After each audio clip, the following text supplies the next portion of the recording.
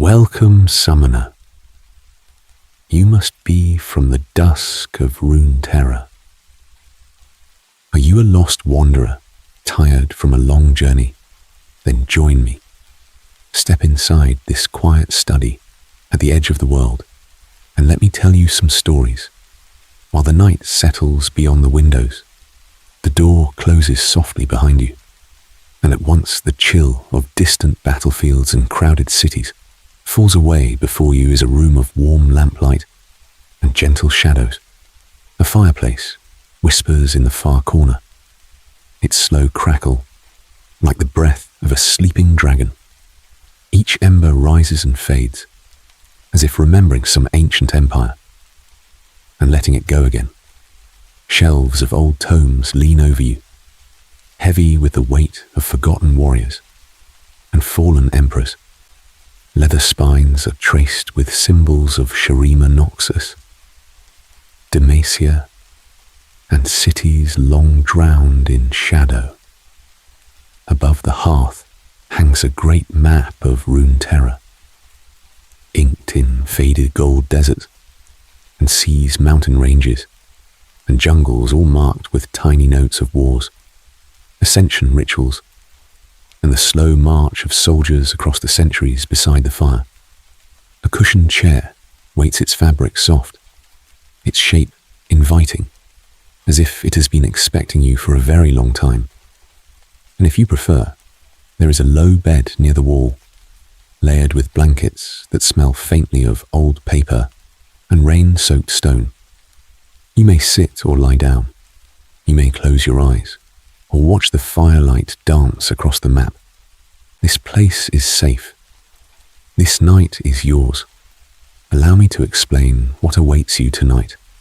We will drift through the rise and fall of the greatest empires in Runeterra's history, not as clashing steel and screaming crowds, but as gentle, distant echoes of what once was the golden empire of ancient Shurima, where godlike ascension raised mortals into blazing guardians, the serene, blessed isles that drowned themselves in death and became a continent of ghosts, the ruthless legions of Noxus, marching from city to city, and the quieter empires of Piltover and Demacia, conquering with ideas, inventions, and unyielding ideals. These are vast stories, but we will move through them slowly. Each empire, like a constellation above Mount Targon, bright for a time, then fading into memory. Sometimes the images may grow dark. A city swallowed by the Shadow Isles. A jungle like Ixtal, hiding magic older than any emperor. Yet even when the memories sharpen, our pace will remain unhurried, always returning to the soft rhythm of the fire's breath. Now that we are clear, you are not here to march with soldiers or stand before thrones. You are here to rest, to listen, and to let these empires pass by like distant lanterns on a black sea. If sleep comes, you may follow it without fear.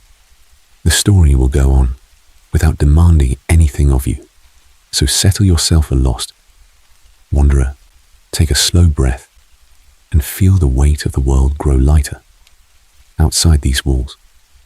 Then join me, and let's get back to the story of Runeterra's most powerful empires, beginning in the burning heart of the desert, where a golden sun once crowned an emperor of Shurima. What makes an empire powerful? Setting our night's map, in the burning heart of that desert, where a golden disk once drew the gaze of every tribe, another question rises with the heat. In a world of magic, gods, and monsters, what does it truly mean for an empire to be powerful? Is it only the thunder of soldiers marching in step, the clash of steel, and the roar of crowds? Or is it something quieter and more enduring, like a story that refuses to fade? Allow me to explain what we will be tracing on our map tonight. Power in Runeterra is rarely simple. Shurima once believed power was written in sun and stone, in ascension and in emperors who walked like living gods. The Blessed Isles trusted in gentle wisdom and unbreakable wards, certain that their hidden harbours and radiant libraries would keep death at bay. Noxus, far to the north, builds its strength from harsh discipline and ruthless ambition, while Demacia and Piltover prefer walls, laws, and glittering inventions to endless conquest. Yet all of them, in their own way, reach for the same thing: the ability to shape the world and to keep shaping it long after their cities crack. Tonight, we will move slowly from age to age, so you can drift as you please. We will begin with ancient golden Shurima, where ascended warriors strode ahead of vast columns of soldiers, and the sun disk crowned an emperor of Shurima, whose word could raise monuments from the sand. From there, we will sail across the sea to the Blessed Isles, that tranquil empire of scholars and wardens, and watch how one king's desperate love shattered its perfection and birthed a continent of ghosts. Then we will march with Noxus, a younger but relentless power, whose legions absorb conquered peoples instead of erasing them, turning former enemies into generals and governors. Not every empire rules by the sword. Demacia projects strength through honor, rigid law, and a shining ideal that shapes neighboring kingdoms even when its armies stay home. Piltover's power flows along trade routes and hextech rails, its inventions and coin quietly rewriting how distant cities live and dream. Now that we are clear that an empire can conquer with ideas as easily as with blades, we can look higher and deeper. On Mount Targon, celestial aspects whisper to chosen warriors and tilt entire wars with a single vision. In the hidden jungles of Ixtal, ancient mages bend the elements with such mastery that they once helped raise Shurima itself, then step back into the green shadows, letting others take the glory. So when we speak of power tonight, we will mean many things at once. Military conquest, when marching legions redraw borders. Magical supremacy, when a single ritual can drown an island or unmake a city. Cultural influence, when songs, laws, and ideals spread farther than any banner. Technological innovation, when a new device in Piltover echoes all the way to Zorn and beyond.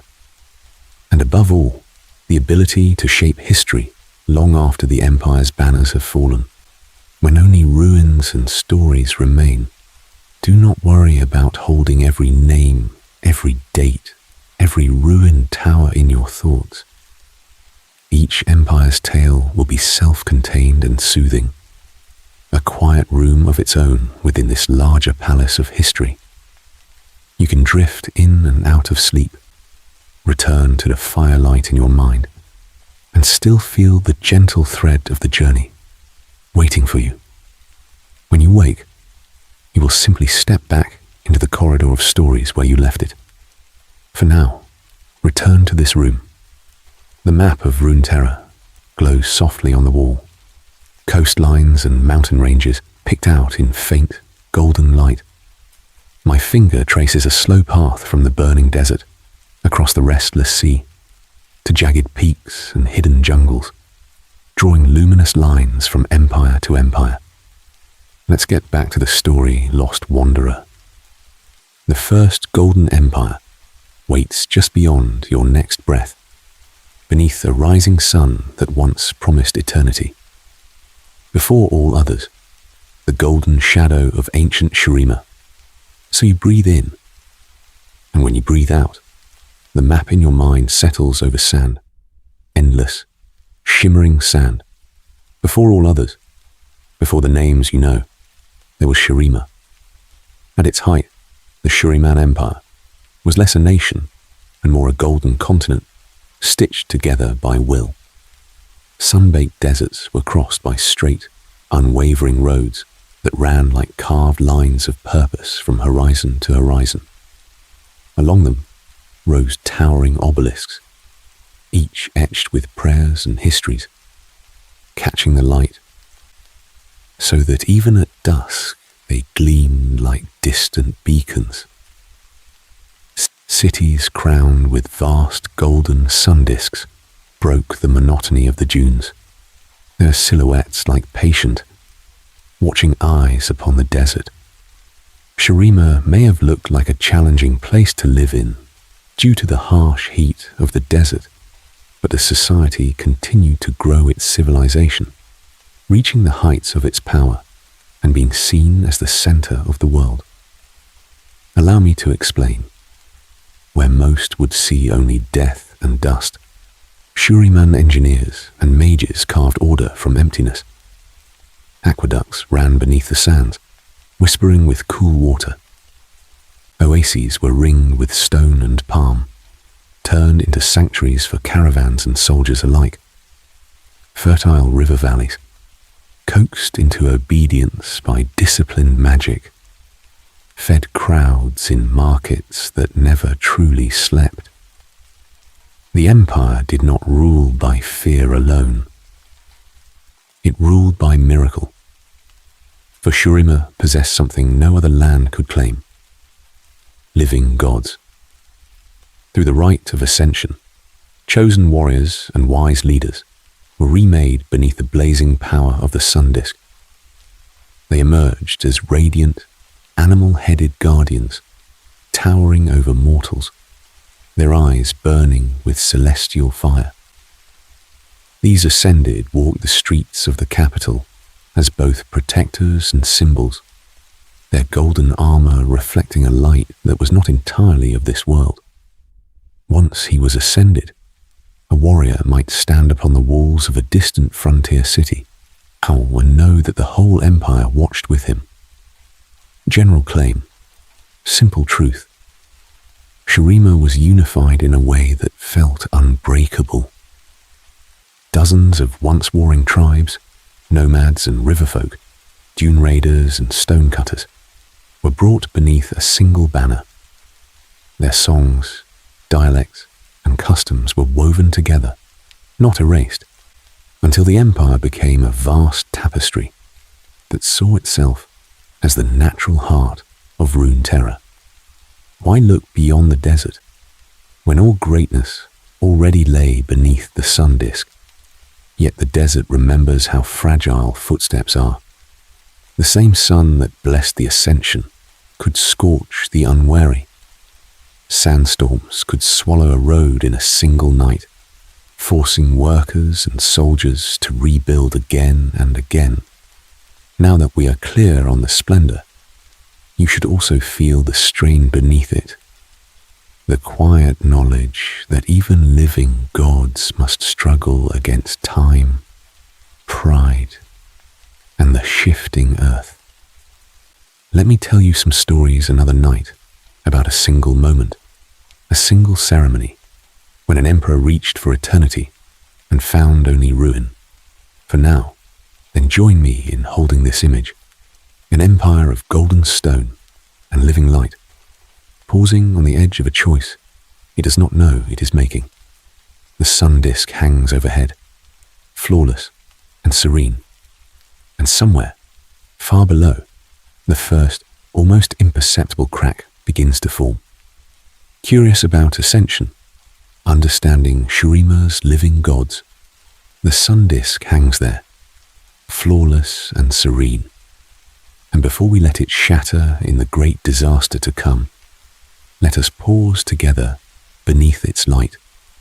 If you have been wondering what it truly means in Shurima to be ascended, allow me to explain. You are not alone in that question.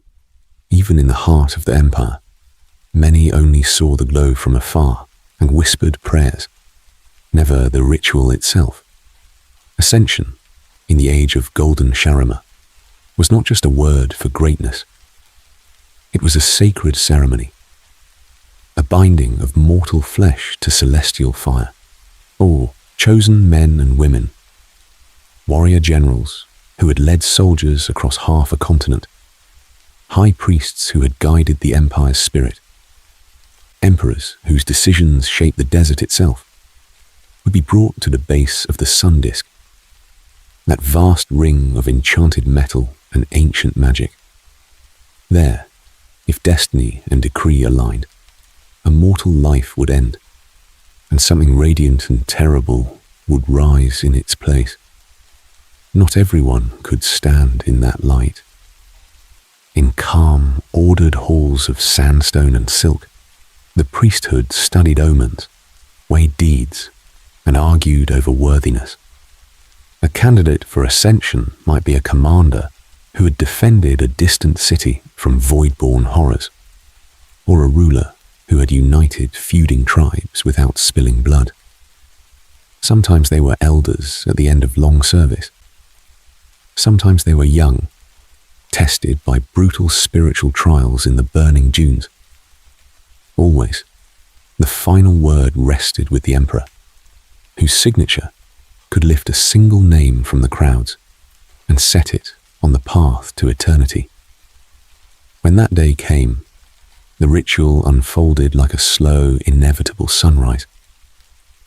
The chosen one would ascend a monumental staircase, carved directly into the ziggurat that held the disc, each step watched by thousands of silent citizens and ranks of armored soldiers. High above, the sun disk would begin to glow, then to blaze until its edge was a ring of searing white. At the summit, the mortal knelt or stood tall, and the light fell. Flesh cracked like pottery in a kiln, bones stretched and reshaped, and the soul was drawn out and rewritten into a towering form, often crowned with the head of a hawk, a jackal, or some other sacred beast. Skin turned to living bronze, eyes burning with the calm of distant stars. The result was astonishing power. These ascended were living gods of war and protection, able to stride from city to city in days, to break siege lines, to scatter enemy empires that dared oppose Shurima. They did not age as other people did. Centuries might pass, and still an ascended guardian would watch the same gates. Yet even they were not free of limits. Their spirits were tied to the fate of the empire that had created them, bound by oaths, by memory, and by the magic of the sun disk itself. When Shurima faltered, when that flawless ring finally cracked, and the empire fell into sand and silence, many of its living gods did not simply fade. Some were lost in grief, wandering the empty desert. Some were twisted by rage and despair, their immortal bodies becoming prisons for festering hatred. In time, these broken ascended would be known as Darkin, cursed weapons and monstrous beings, whose story and whose names we will return to later in the night. For now that we are clear on what ascension truly was, you can hold it gently in your thoughts, a promise of perfection that always carried a shadow. The Shuriman Empire rose on the shoulders of these living gods, and when we next look up at that sun disk, it will be in the moment when one emperor reaches for more than even ascension was meant to give. So rest where you are. Let me tell you some stories of other empires that thought themselves eternal. And then, when the time is right, let's get back to the story of Shurima's fall. Azia's dream of eternity. Shurima's last emperor awakens. So rest where you are. And when your breathing has settled, when the sands in your mind feel still, then join me as we return to that golden desert where one man dared to promise eternity.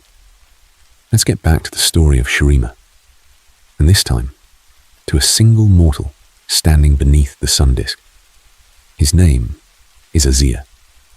Before he was emperor, before the statues and the songs, he was a thin, overlooked prince in a palace of stone and sunlight.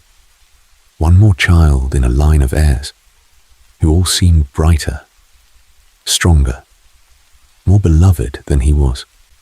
Shurima may have looked like an empire of unshakable certainty, but in the quiet corners of the royal halls, Azir learned how fragile a life could be. His early years unfolded in shadowed colonnades and echoing training yards. Tutors drilled him in languages, law, and the histories of the Ascension, while warriors showed him how to hold a spear, even though others said he would never lead soldiers. He watched favored brothers ride at the head of parades, watched the crowds roar for them, and felt the weight of being the son no one expected to rule. That neglect could have hollowed him. Instead, it disciplined him. Slowly, the boy who flinched at raised voices became a young man who listened, who studied, who began to see not just a city, but an entire people in need of something gentler than fear. Curious what he dreamed for them? Allow me to explain. Azir's ambitions were not only of banners and conquests. In the stillness of his chambers, he imagined an empire where slaves were no longer chained, where the lowest laborer in the city could walk the avenues without bowing their head. He wanted Shurima's borders to stretch farther, yes, but by drawing others in with roads, trade, and shared prosperity, not only with burning spear points. He believed that if he could reach the sun disk and survive the sacred fire of ascension, he would become the immortal guardian his people deserved. Under his quiet influence, Shurima began to change. New roads stitched distant oases and tribes to the capital like veins of stone and magic, carrying grain, knowledge, and safety. Fortified outposts rose at the empire's edges, not only as threats, but as watchful shields against raiders and the creeping void. Laws were rewritten, subtly softening the cruelties of old, and in secret councils, Azir spoke of abolishing slavery entirely, once his power could not be challenged. The city itself seemed to lean toward the future, cranes and scaffolds reaching up toward the looming sun disk, as priests prepared the rites that would lift him from mortal prince to ascended emperor. It should have been his perfect day. The crowds would gather, the soldiers would kneel, and the sky would burn with holy light. Yet, if you listen closely to this part of the story, there is a softer note beneath the triumph, a whispered warning that on the very day Azir reached for eternity, something waiting in the shadows would reach back. When we next walk into that coronation square together, we will see how one moment of betrayal was enough to bury an empire beneath the sand. The day the sun went out, Shurima's fall in slow motion. So then, we return to that square you were promised, and we see it not as participants, but as distant observers, watching through the soft haze of memory. The morning over Shurima's capital is slow and golden, the kind of light that makes stone look warm and alive, and the great sun disk hangs above the city like a second, nearer star. Below it, the crowds are already gathering, a sea of faces turned upward. They come from every corner of the empire. Slaves press shoulder to shoulder with merchants. Desert warriors in scaled armor beside robed scholars and priests. Banners stitched with the sun's sigil ripple from every balcony. and along the walls, the ascended guardians stand motionless, living statues of bronze and lion gold. Curious about the ascension itself, allow me to explain it as they understood it. To them, this was not simply a rite, but a promise that their emperor would leave mortality behind and join the eternal host that had once united most of the southern lands. The ceremony unfolds with a calm, ritual precision.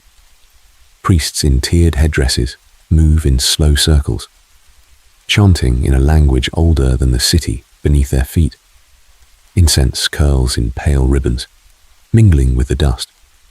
Long lines of soldiers flank the avenue, spears grounded, shields polished until they catch the sun disk's glow.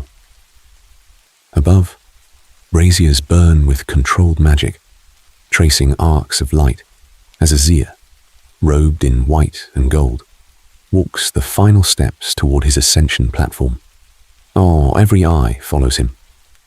Slaves in rough linen crane their necks beside jewel-bedecked nobles, each person trying to glimpse the moment when a mortal emperor will become something more.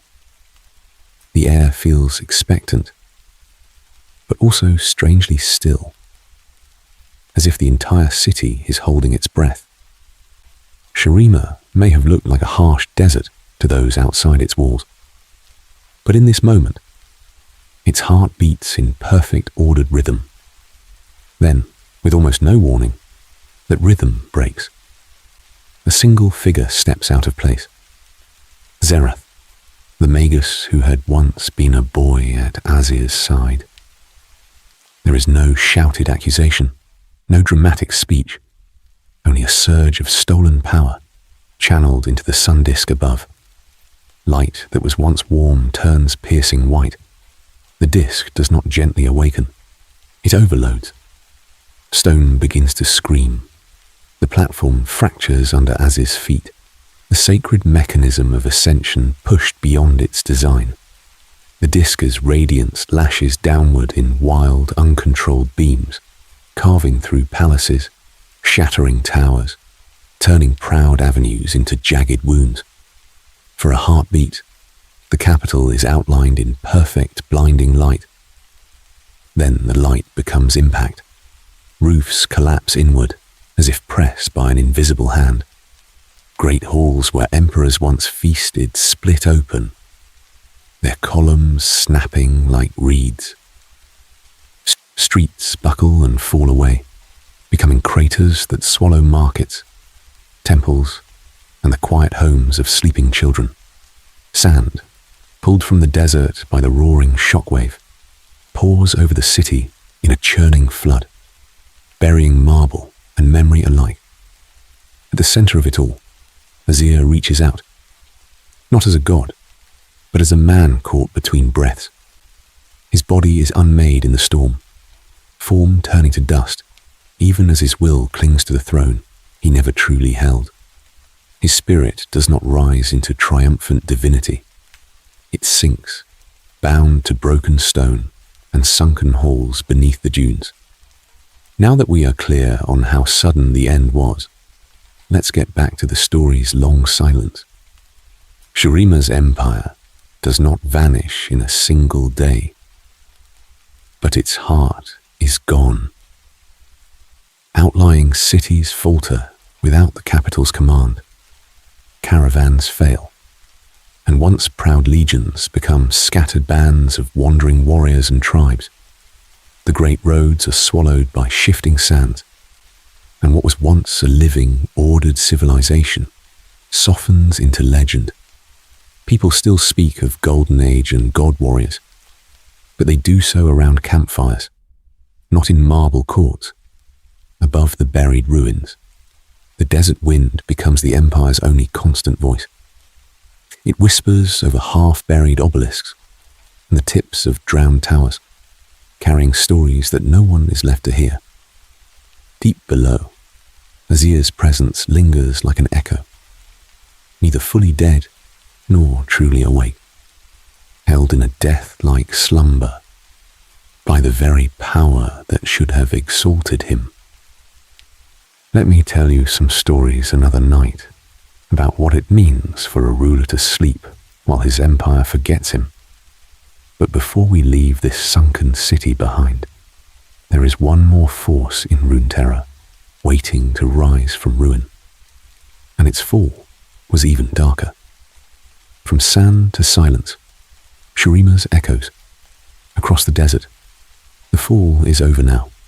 The shouting has faded. What remains is the long, slow silence of the desert. In the centuries after Shurima's golden heart stopped beating, the empire didn't vanish all at once. It exhaled. Roads that once carried marching soldiers and cheering crowds were slowly swallowed by dunes, each grain of sand a tiny act of erasure. Obelisks that had proclaimed the glory of the emperor now lean at strange angles, half buried, their carved victories worn down to unreadable shadows by wind and time. Caravans still pass them, small strings of camels and weary traders, moving carefully through the bones of a dead empire they barely remember. Shurima may have looked eternal when its sun disk blazed over every city, but the desert is patient, and patience can unmake even the greatest ascension. Allow me to explain how people learned to live in the ruins of that promise. Some of the empire's former subjects drifted outward, becoming nomadic tribes that followed the old trade routes by memory rather than by map, guided by stars and half-forgotten stories of where wells once stood. Others clung to crumbling city-states, patching shattered walls with mud brick, ruling in the names of emperors, whose faces they no longer knew. Life went on, but always in comparison to something brighter.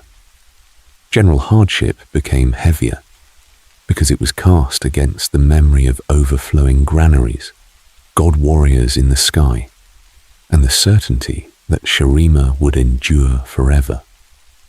Now that we are clear on how deep that contrast runs, you can imagine how every broken column and sun-bleached statue became a quiet accusation, a reminder that greatness had been possible once, but was now out of reach. Yet the ruins themselves never truly died. Beneath many of those half-buried obelisks, latent magic still hums like a heartbeat under sand, bound to cracked sun disks that were never fully extinguished. Forgotten, ascended, neither fully divine nor comfortably mortal. Slumber in hidden tombs or wander the desert as half-remembered legends, their presence turning simple journeys into pilgrimages of risk, relics from Shurima's height, stone tablets that whisper commands, blades that drink sunlight, fragments of the original sun disk, draw the attention of other nations across the sea who covet their power, even as they fear what waking such forces might unleash. Pause here for a moment.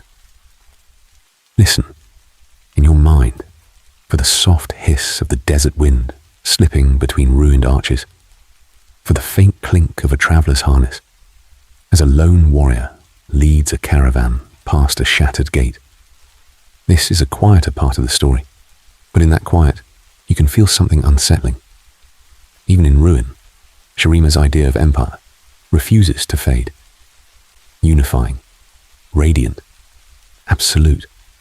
Its memory haunts every later conqueror who dreams of one banner over all of Runeterra, and every rebel who dreads such total light returning. Let's get back to the story, and let this breath of stillness carry you onward. Because far from these sunken cities and sleeping, ascended across restless waters, another empire rose. Not from sand and sunlight, but from devotion, grief, and a plunge into death so deep that it stained the world forever. If you're ready to leave the desert behind, then join me as we follow that darkness across the sea. A hidden paradise. The Blessed Isles before the ruin. So let the desert winds fade behind you for a moment, and imagine the sound of waves instead. The air cools, the sky softens, and far across the dark water, you see a glow, like a lantern at the edge of the world, guiding you toward a different kind of empire. Not one of marching soldiers and burning cities, but of quiet thought and living magic.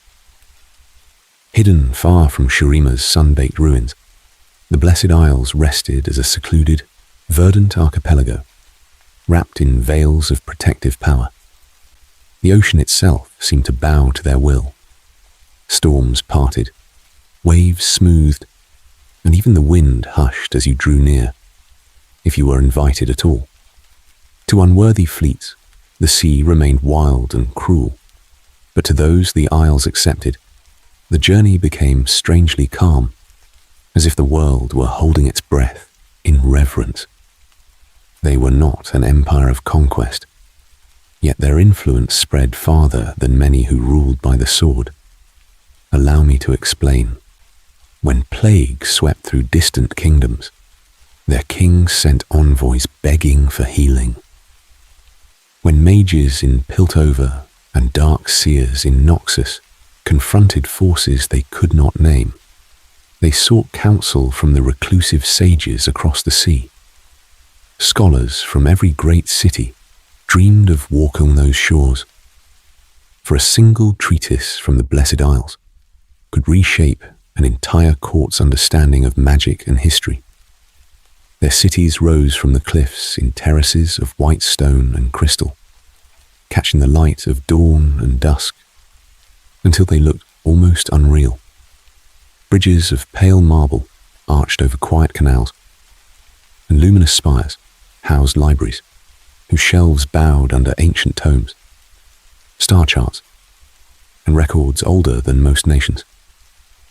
In their gardens, nature and sorcery intertwined, trees bearing glassy, glowing fruit, streams that ran clear one day and silver the next, flowers that opened only when spoken to in the old tongue. It was a place where ascension and ruin were not the goal of power, but its warnings, carefully studied and quietly remembered. The people of the Isles saw themselves as custodians, not conquerors. They guarded artifacts that could unmake armies, sealed away relics that had once tempted emperors, and wove wards that pushed back the darker tides of the world. Beneath their soil, sigils pulsed to keep the void at bay. Above their towers, invisible nets of magic caught wandering spirits before they could trouble the living. Now that we are clear on their purpose, you can understand why so many place their secret hopes in this sanctuary. Yet no wall of stone and spell is perfect. No haven is beyond the reach of a single desperate heart. Let me tell you some stories later of the ruined king, but for now, only remember this. The Blessed Isles did not fall to a conquering army or a roaring crowd. They were undone from within by a grieving monarch who came seeking a miracle, clutching a forbidden water that promised life stronger than death. When we get back to the story of his journey, you will see how one act of love, twisted by terror, could drown an entire paradise in shadow. The waters of life, defining the Blessed Isle's secret power. But before we follow that doomed king any farther across the sea, you might be wondering something. How could such a small cluster of islands remain so untouched, so serene, while empires like Shurima rose and fell in sand and blood? If armies, ascension, and god warriors could not reach them, what held the Blessed Isles apart from the rest of Runeterra? Then join me and allow me to explain the secret at their heart. Beneath the pale forests and quiet cities of the Isles, Deeper than any sailor's chart, there was a radiance that did not belong to ordinary oceans. They called it the waters of life. A luminous, reality-warping substance, drawn from caverns where the boundary between worlds grew thin. To look upon it was to see liquid starlight, to feel your heartbeat slow as if the water itself were listening. It could knit torn flesh, smooth the tremor of age, and in rare and guarded rituals, touch the veil between life and death without tearing it apart. This was not a simple healing spring or a trinket of magic. The waters of life shaped how the isles defended themselves. Wards were woven into the very air, subtle currents of power that tasted any foreign spell like salt on the tongue. The shoreline itself was ringed with enchantments, reefs that turned aside hostile ships, mists that folded space so an invading fleet could sail in circles for days and never glimpse a single white tower or scholar's city. Guardians, mortal and spectral, were attuned to every disturbance in that flow, like soldiers listening for the faintest clink of armor in a sleeping camp. Their defenses worked not through brute force, but through harmony. The waters sustained the land, and the land, in turn, carried the spells that kept it hidden. Yet even in this paradise, there were rules. The waters of life were never meant to be poured out like wine before cheering crowds or hoarded like coin by a greedy emperor. They demanded careful ritual, layered wisdom, and a restraint that few outside the Isles could understand. An ancient order, cloaked in oaths and quiet study, stood watch over every drop, sworn to prevent abuse no matter who came asking. Now that we are clear on how sacred this power truly was, you can sense why it was so vulnerable to the right kind of wound. It would not be a conquering army that broke these protections, but a single man's unbearable grief. One king, carrying the body of the woman he loved and a shard of stolen water, would press the waters of life beyond their purpose, twisting every ward inside out. Let me tell you some stories about what happens when love refuses to accept death, how a paradise drowns, how its shining defenses curdle into the black mists that even Noxian warships and Demacian steel now fear to cross. The ruined king's folly, how an empire drowned in death. So then, the king stepped onto waters that should never have known the weight of his grief. The Blessed Isles had watched countless tides and wandering empires come and go. But this was different. This was a mortal ruler who refused to let the sea take what it had claimed. His name was Viego. Far from these quiet shores, he had worn a crown, commanded soldiers, and walked through cheering crowds as an emperor of his own smaller kingdom northeast. Yet none of that mattered when his queen, Isolde, fell into a cursed sleep, then into the stillness of death. Allow me to explain. In a world shaped by magic, some rulers learn to bow before the final silence. Viego did not. His ships cut toward the Blessed Isles, through waters that became unnaturally calm, as if the ocean itself held its breath. Black hulls slid over mirrored waves, guided by stolen fragments of the waters of life, their keels humming softly with power. On the marble docks, robed guardians and ancient wardens of the city watched in wary silence while emissaries disembarked, bearing the king's plea. They begged for access to the sacred springs, to the hidden heart of this sanctuary that even Shurima's ascension scholars treated as legend. Within ivory halls and crystal-lit chambers, the debate began. The keepers of the isles argued in measured tones, weighing mercy against law. To share the waters was to risk their purpose. To deny a grieving warrior king was to turn from compassion. In the end, reluctance bent toward concession. Under strict conditions, they allowed Viego within, believing their wards and oaths would be enough. Now that we are clear on how carefully they chose, let's get back to the story of how those choices failed. Viego carried Isolde's body himself, wrapped in white cloth, fingers trembling, but eyes fixed. Grief, at first, is a wound. In him, it curdled into obsession. He refused the gentle words of priests, refused the warnings that even these waters could not unmake death. He insisted on more, on bending ancient spells until they screamed. Sacred laws were not merely broken. They were torn open, as if he could claw a path back to the life he had lost. The ritual began as so many others had. Quiet chanting, circles of light, the waters of life gathered in a crystal basin. Then something slipped. The surface shuddered, then boiled, as though the spring itself recoiled. Reality warped at the edges of the chamber. Stone stretched like wax. Air thickened into glass. A wave of black mist erupted outward, too fast for any ward to catch.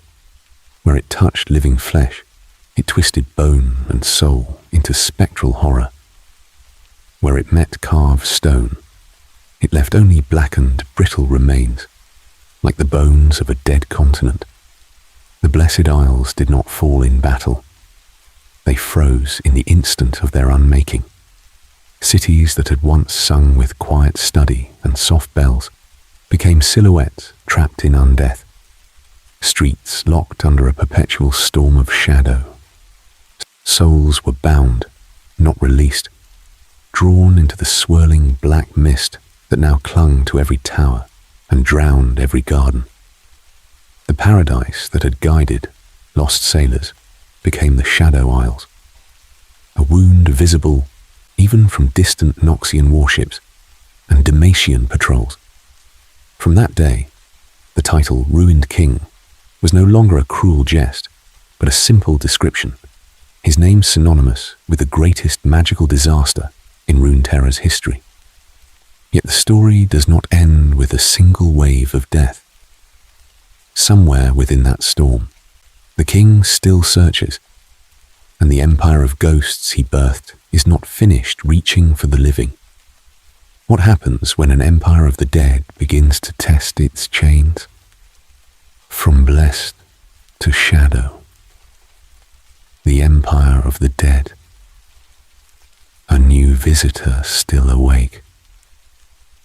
Do not worry, this part of the story is quieter, like a tide pulling back from the shore. Then join me, settle a little deeper, and listen as we cross the dark waters to an empire that no longer needs sunlight, or even life, to endure. Where once the Blessed Isles shone like a lantern, now the Shadow Isles brood beneath a sky of bruised clouds and spectral green light. Their jagged coastlines rise like broken teeth from a black and restless sea, and ruined spires lean over cliffs that crumble into nothing, as if the land itself is undecided about remaining in this world.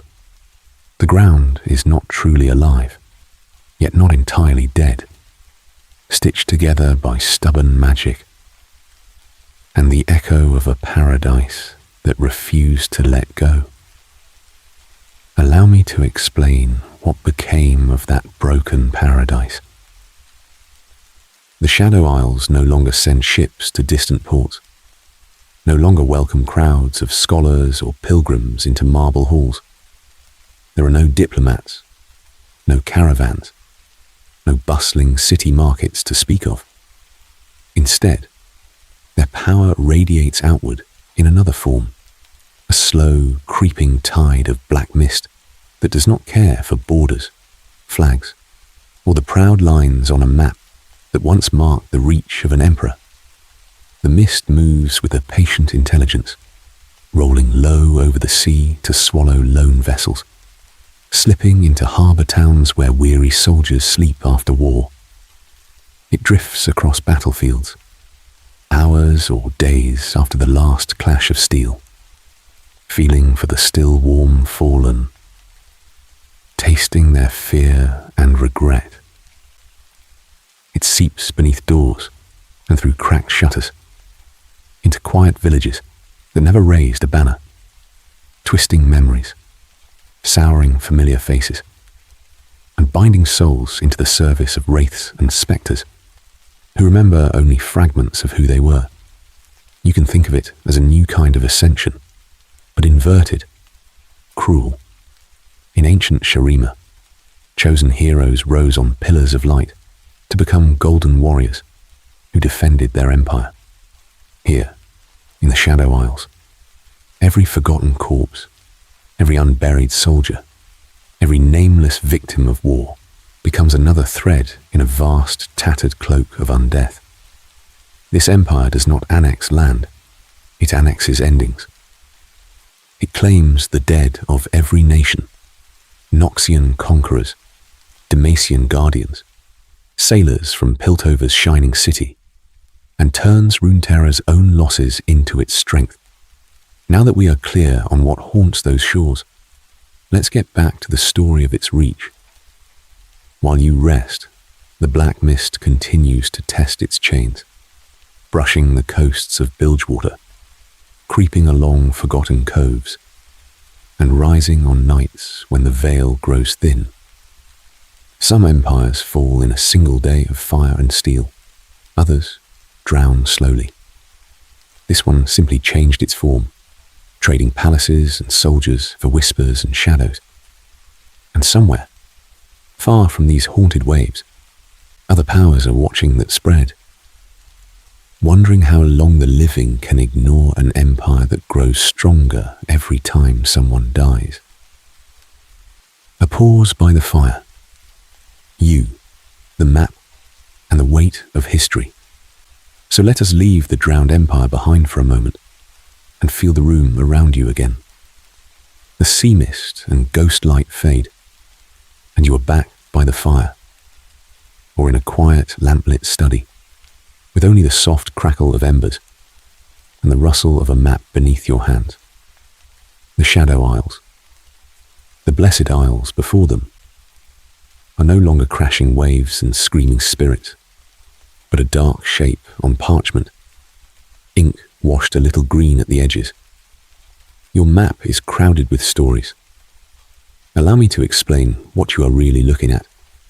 Here, far to the south, your fingertip finds Shurima, that vast sweep of desert, where an empire once rose on sun-baked stone and impossible faith. At its height, ancient Shurima commanded most of southern and central Valoran, its ascension turning chosen warriors and emperors into blazing god-kings who strode before crowds and soldiers like living constellations. Obelisks, sun disks, and golden cities marked every horizon, until a single moment of betrayal shattered it all into sand. You slide your finger away from the dunes, across the sea, to the place that used to be called the Blessed Isles.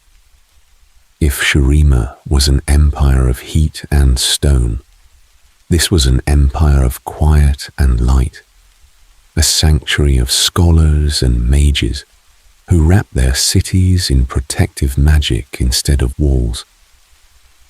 Their libraries ran deeper than their harbours, their fountains shimmered with healing waters, and their defences were so strong that a ruined king needed reality-twisting relics just to break them from within.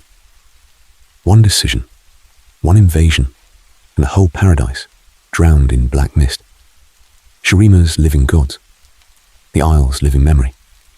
Two empires, two kinds of greatness, both undone in a heartbeat. Shurima may have looked eternal under its blazing sun, and the Blessed Isles may have felt untouchable behind their veils of power.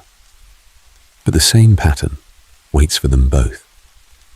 A single day when statues crack, when cities burn or rot, when even the most faithful soldiers can do nothing but watch the sky change color. Notice your own breathing now. Perhaps it has grown a little slower, matching the rise and fall of these distant ages. The map under your hands is cool, steady, while your fingertip drifts from the southern deserts toward the central continent, where the lines are sharper, the borders newer, the names more familiar from battles and champions. Now that we are clear on how the ancient world was built and broken, look at how small these modern empires seem beside them. Yet these are the empires you would recognize if you walk the streets today. Here is Noxus, a sprawl of conquered cities and conscripted warriors, not led by god-kings but by ruthless, very mortal visionaries.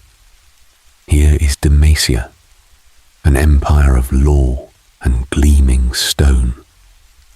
Its walls raised not by ascension, but by fear of magic and the promise of order.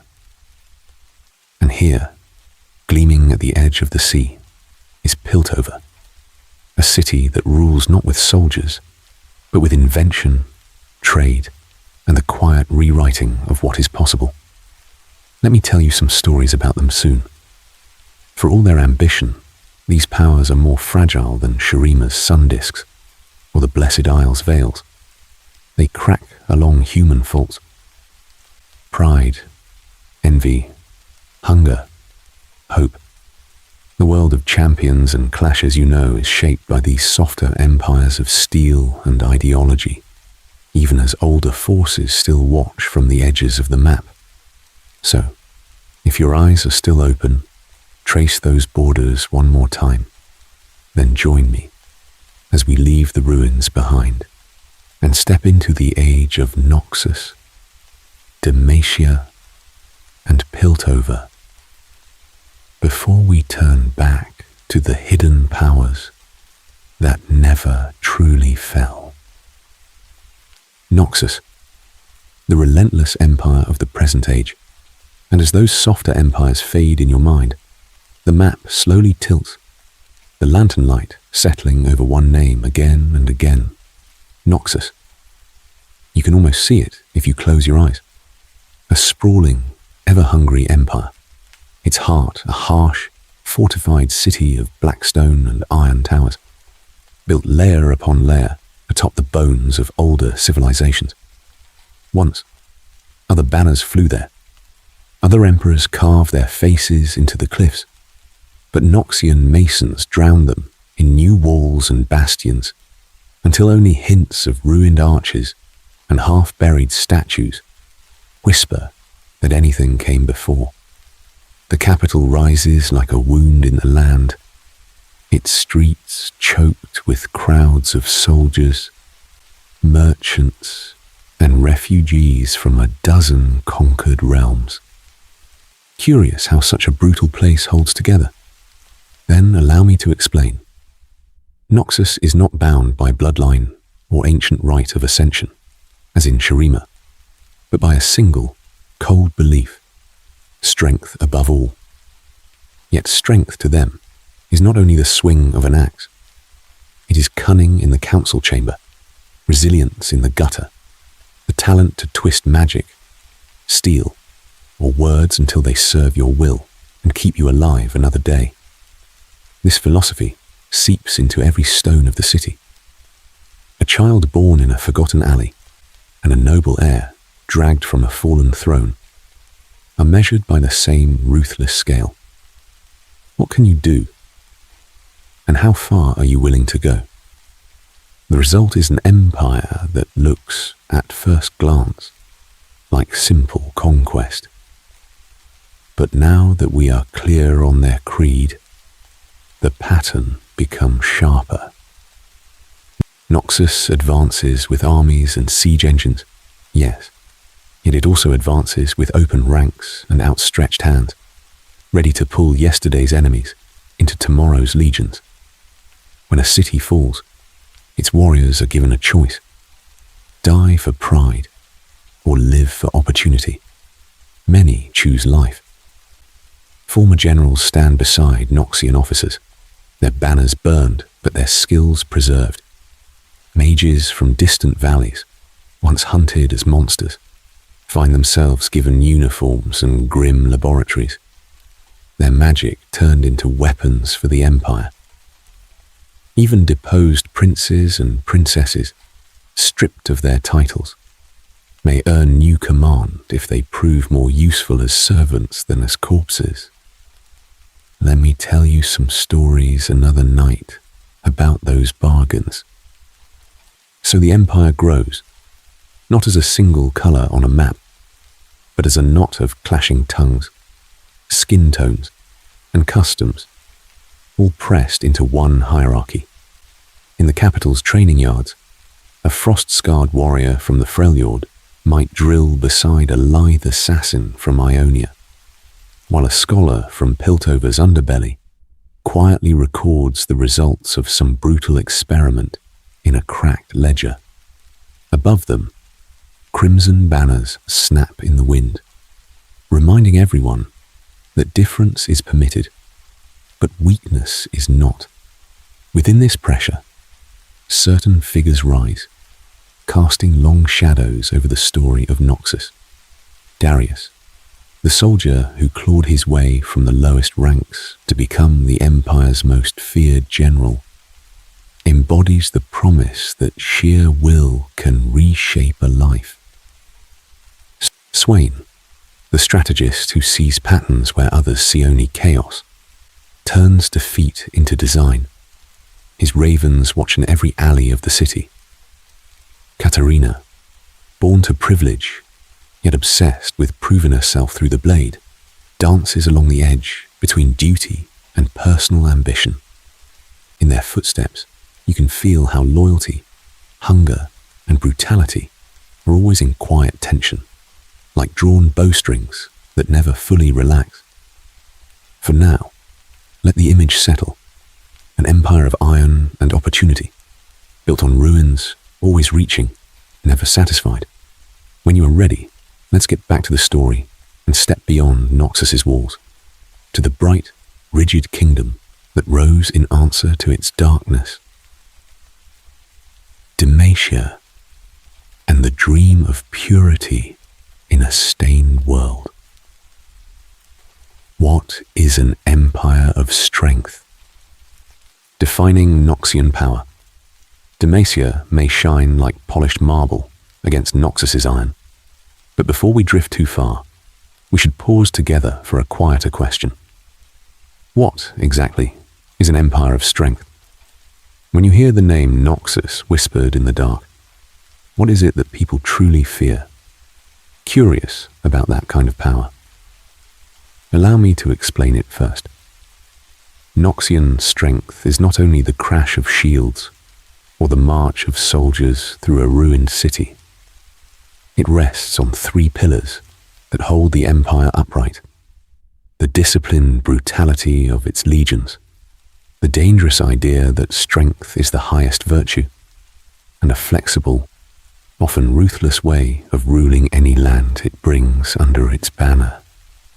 Each pillar supports the others, so that even when the walls crack, the structure still stands.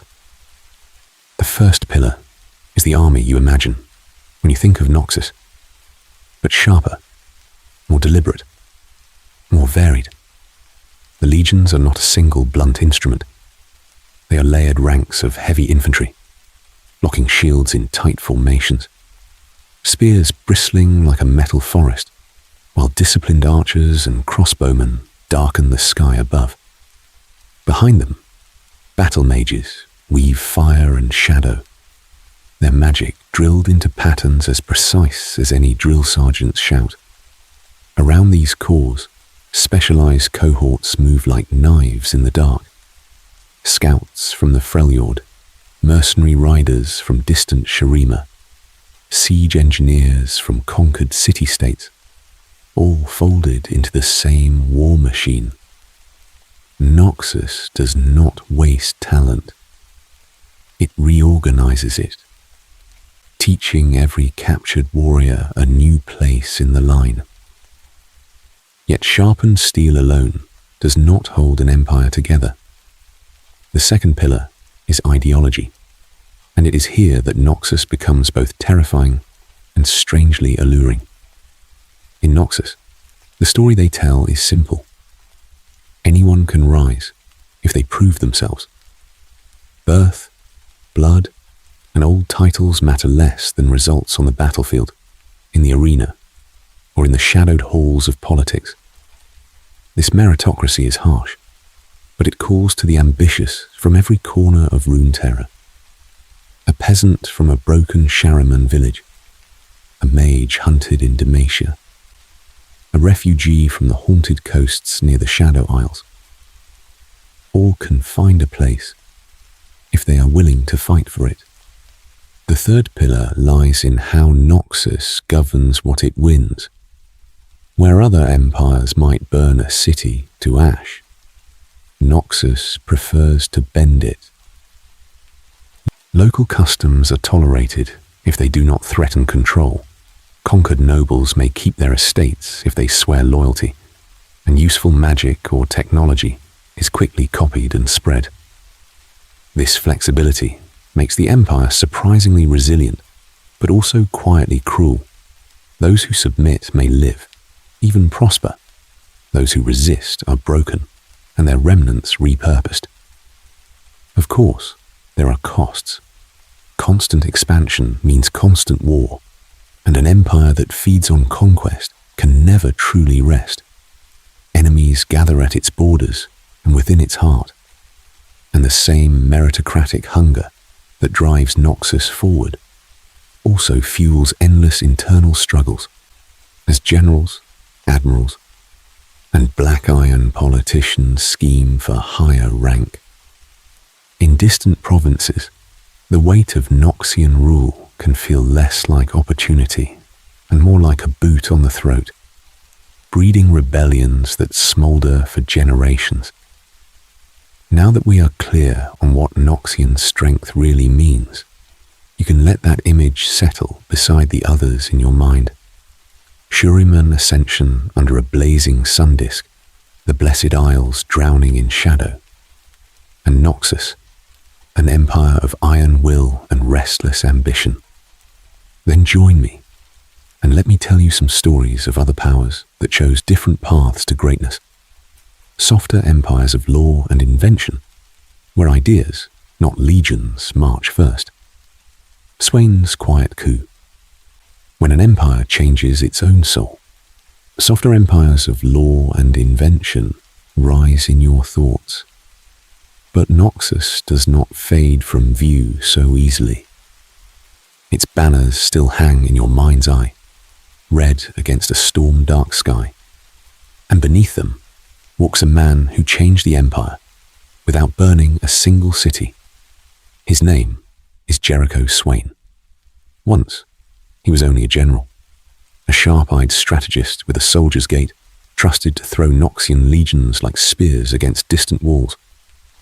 War after war, campaign after campaign, until one day the empire decided he had seen too much or failed too publicly and cast him aside. He lost his command. He lost his arm on a foreign battlefield, left in the mud among broken warriors and shattered banners. That should have been the end of his story. It was not, because in that moment of ruin, something else looked back at him. In whispers and visions, in the slow unfurling of a darker understanding, Swain began to see the threads that tugged at Runeterra itself. Secrets buried in the Shadow Isles, the quiet pull of the void, the way every empire, from Shurima to Noxus, risked rotting from within long before an enemy's sword struck home. Allow me to explain why that mattered. When he returned to the capital, he did not come as a conquering hero. He came as a crippled veteran, wrapped in a long coat, a murder of crows watching from the eaves of the city. The Trifarics, the threefold leadership that claimed to embody Noxian strength, had grown comfortable, surrounded by crowds, parades, and the illusion that more conquests would solve every doubt. Swain moved softly through their world, gathering every whispered betrayal, every hidden crime, every quiet fear that Noxus was becoming predictable. His coup was not a night of screaming soldiers in the streets. It was a series of conversations, of documents unsealed, of allies in the legions and the noble houses shown exactly how fragile their positions had become. One by one, the old leaders found their sins laid bare before the empire they claimed to serve. No palace burned, no great plaza ran red. Instead, power shifted like a shadow, turning with the sun. And by dawn, Swain stood at the heart of Noxus. The crows settled on his outstretched artificial arm. Now that we are clear on how quietly the throne changed, let's get back to the story of what he did with it. Swain did not abandon conquest, but he slowed its careless hunger. He rebuilt the Trifarics as a true council of three, might in the form of a brutal warrior, guile in the form of a cunning schemer, and vision in himself. The man who watched the horizon for threats no army could simply trample. Short-term glory gave way to long-term designs, to plans that considered demons, ascension, and the strange magic that still seeped from ruined Shurima and the cursed isles offshore. Oh, this was another kind of imperial strength.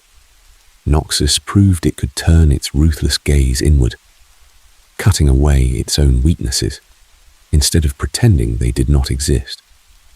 An empire that can reinvent its very soul is much harder to break, because every failure becomes raw material for a new design. Swain's Noxus still drills its soldiers, still sends warships down dark rivers. But now each campaign is a move in a slower, deeper game. And as that game unfolds, Noxus's shadow stretches further than its banners, touching the merchant princes of Piltover, the proud courts of Demacia, and the silent jungles where older powers wait. If one empire can change itself so completely, what happens when the quieter empires of law and invention are forced to answer? Let me tell you some stories.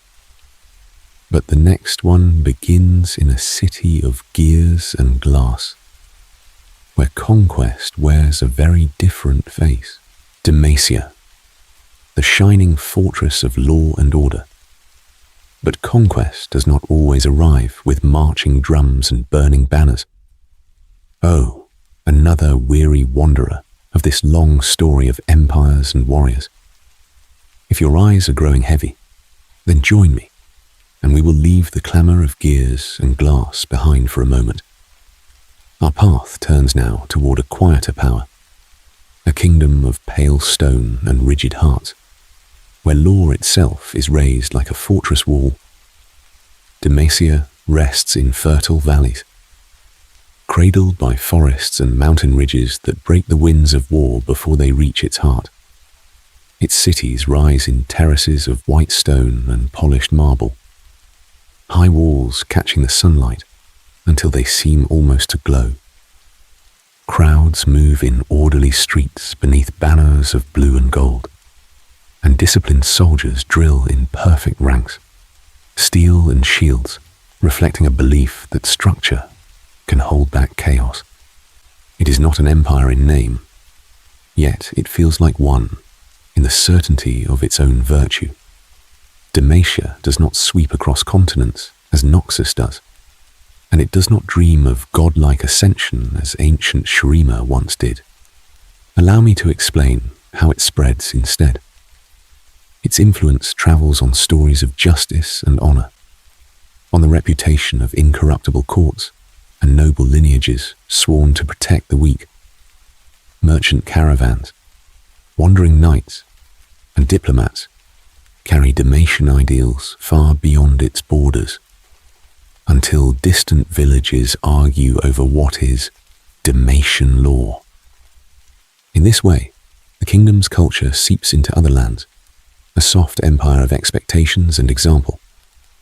Yet beneath the shining stone lies a deep, persistent fear. To Demacia, wild magic is the great unmaking, the unseen fire that can turn cities to ash and crowds to panicked mobs. So the kingdom builds more than just walls. It builds cages for the unseen. Petricite, pale and veined like frozen wood, is quarried and shaped into towers, shackles, and cathedral vaults, quietly drinking in spells and dampening sorcery until even the air feels heavy and still. Mages are hunted, registered or hidden away, not always with cruelty in the hearts of their captors, but with a cold conviction that this is the only way to keep order. This is Demacia's paradox. It presents itself as a beacon of virtue in a brutal world, but its strict laws and traditions can press down like armor that never comes off. Those who do not fit its mold, those touched by magic, those who question old customs, those whose loyalties are divided, find that the same white walls that protect can also imprison. Now that we are clear on the shape of this kingdom, let's get back to the story of the people who must live inside it. Garen Crownguard, the steadfast warrior, embodies Demacia's strength, loyalty, discipline, and an unshakable belief in duty. Lux, his sister of hidden light, embodies its fracture, a heart full of kindness and a soul of forbidden magic, forced to smile beneath the weight of secrecy. And Silas, the chained mage who learned to turn petricite into a weapon, becomes the echo of every voice Demacia tried to silence. Through them, the kingdom reveals itself as a moral empire, striving to stand firm while the world around it drowns in chaos. But even the brightest fortress casts long shadows.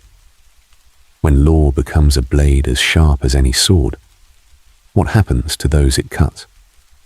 Our journey will soon return to the humming avenues of Piltover, where invention, not law, claims the right to shape the future. For now, rest a moment within these white walls and listen to how easily a promise of safety can become a different kind of prison. Empires of ideals. How Demacia rules. Without conquering, Demacia promises safety. It offers shining walls instead of chains, oaths instead of shackles, and songs of honor instead of the roar of invading soldiers. Yet power is still power, even when it wears polished armor and speaks softly of virtue. Before we follow the humming engines of Piltover, we need to rest for a moment with a quieter kind of empire. Curious how a kingdom can rule without conquering? Then join me and allow me to explain what Demacia truly is. A soft empire is not built first with catapults and marching crowds of soldiers, but with stories, symbols, and the slow weight of expectation. It does not seize your city by storm. It moves into your laws, your ceremonies, the way your children are taught to name heroes and traitors. It is gentle, at least on the surface, and that gentleness can be as binding as any iron chain. Demacia's strength lies in this invisible realm. To many small realms scattered between Noxus and the wild places, Demacia looks like a fixed star in a sky of chaos. Its marble courts promise justice. Its disciplined warrior hosts promise safety. Its banners, bright against the green hills, seem to whisper that here, at last, is a place where the word of an emperor is not needed, because the law itself stands taller than any one ruler. Now that we are clear on that, we can see why so many distant lords quietly align themselves with Demacian ideals. They copy Demacian codes of honor and reshape their militias into neat ranks modeled after Demacian soldiers.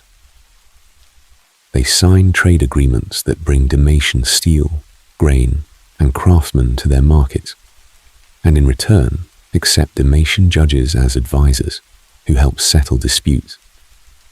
No armies cross the border. No ascension or sun disk declares a new age, as in ancient Shurima. Instead, the habits of Demacia seep outward through alliances, treaties, and the export of its stern, orderly vision of how a city should be run. Let me tell you some stories hidden between the lines of those treaties. A frontier baron, threatened by raiders and by Noxian agents, swears friendship to Demacia. Demacian officers train his warriors. Demacian coin repairs his walls. Demacian priests speak in his squares. In time, his people cheer Demacian heroes louder than their own, and the white walls they dream of are not his, but those of a distant capital they may never see. Yet this soft empire has its fractures. Demacia's certainty is a stone that rarely bends, and so it often breaks. Its hatred and fear of magic, its rigid traditions, make it slow to adapt in an age when hextech engines roar in Piltover's streets, and ancient powers stir once more in Shurima's sands. Those who glimpse the cracks in Demacia's shining facade, the mages in hiding, the rebels who question its purity, find that mercy can vanish when the ideal is threatened. In a world where magic and technology change faster than any wall can be raised, an empire of unbending ideals may discover dangers it cannot simply bar at the gate. The question is not only whether Demacia can protect others, but whether it can survive its own refusal to change. Let's get back to the story soon, and listen to how another soft empire, built on gears and lightning instead of vows, reaches far beyond its own cliffs, without ever marching a single legion. Piltover and Zorn, twin cities. One emerging empire, so rest your thoughts for a moment, wanderer, and picture another kind of empire, taking shape while the old ones argue over borders and banners. No marching soldiers, no sun disks or marble thrones. Only a cliffside city of glass and gold, and the shadowed maze that breathes beneath it. High above the ocean, Piltover clings to its cliffs like a promise. Sunlight spills along gilded bridges and polished walkways, where crowds drift between lecture halls, markets, and glittering workshops. Towers crowned with rotating lenses and humming crystals watch the sea lanes, measuring tides and trade in equal measure. It is a city that calls itself the City of Progress, where young inventors chase the kind of quiet glory that once belonged only to an emperor or an ascension. Allow me to explain. Here, knowledge is the throne, and coin is the crown. Beneath those same cliffs, the light changes. The air grows heavy. Zorn sprawls in the chasms below, a layered labyrinth of rusted girders, hanging walkways, and pipes that never stop groaning. Chemlights smear sickly colours across the smog, tracing alleys where desperate warriors and dreamers work beside leaking vats and unstable engines. What Piltover calls waste Zorn calls opportunity. Under dripping ceilings and rattling fans, genius is born not from comfort, but from the need to survive one more night. The contrast is sharp, but the story is shared. Piltover and Zorn are not two cities. They are one body, breathing in different rhythms. Above, refined hextech is tested in quiet academies. Below, raw chemtech is mixed in backroom labs. Together, they form a new sort of empire, not ruled by a single emperor, but by trade routes, patents, and the steady spread of glittering devices. No banners are raised, yet their influence travels farther than many armies. Hextech gates now stand where dusty roads once wound for weeks. A caravan that would have crossed half of Valoran in a season can step through a humming arch and arrive by evening. Weapons shaped around crystalline hearts answer with cold light instead of simple steel, and soldiers fitted with hextech prosthetics return to the battlefield stronger than when they left it. In the depths, chemtech alters bodies, and even the air itself, birthing living weapons, tireless laborers, and streets that glow with fumes that never quite fade. Ideas cross oceans faster than fleets. Devices pass from merchant to mercenary, from mercenary to warlord, until a distant city finds its gates opened not by siege, but by dependence. Now that we are clear on how quietly this power moves, let's get back to the story of empires. If Piltover's hextech and Zorn's chemtech continue to seep into every corner of Runeterra, who will truly rule the future? The nations that hold the land, or the twin city that holds the tools? Then join me in the next tale, where even older powers watch this rising storm of gears and light with patient, celestial eyes. Not all empires need armies, defining technological dominion. So, lost wanderer, before we drift toward those patient celestial eyes, we need to rest for a moment on something less visible than armies and banners. Not every empire marches. Some simply hum in the background, a low, constant song of gears and glass and quiet, glittering coin. Curious how such a thing can rule without soldiers. Allow me to explain. Think of technology here not as a tool, but as a kind of invisible fortress. You cannot see its walls, yet you live inside them. A Shuriman emperor once needed ascended warriors and sun discs to command the desert. But Piltover needs only the right valves, the right hex crystals, the right tolls upon the sea.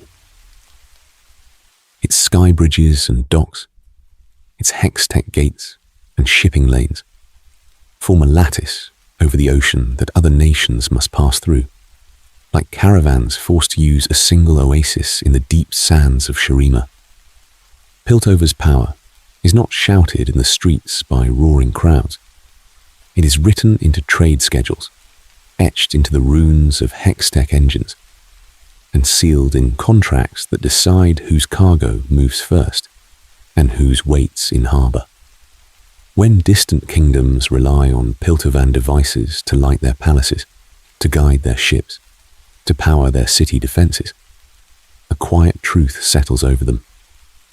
If Piltover closes its ports or withholds its crystals, the lights go out. Their warriors may still stand upon the walls, but the walls themselves have grown dependent on another city's magic.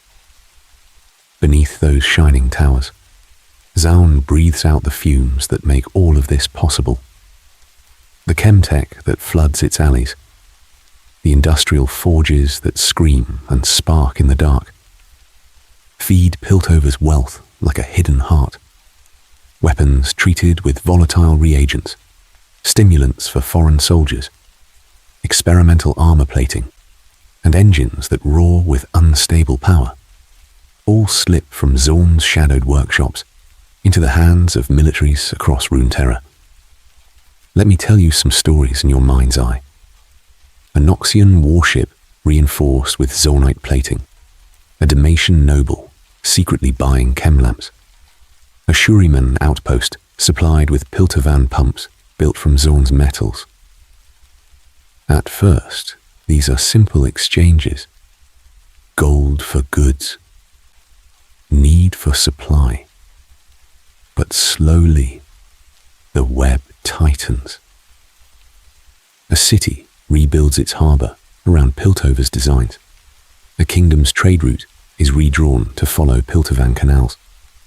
Daily life bends, just a little, toward Hextech convenience and Chemtech speed.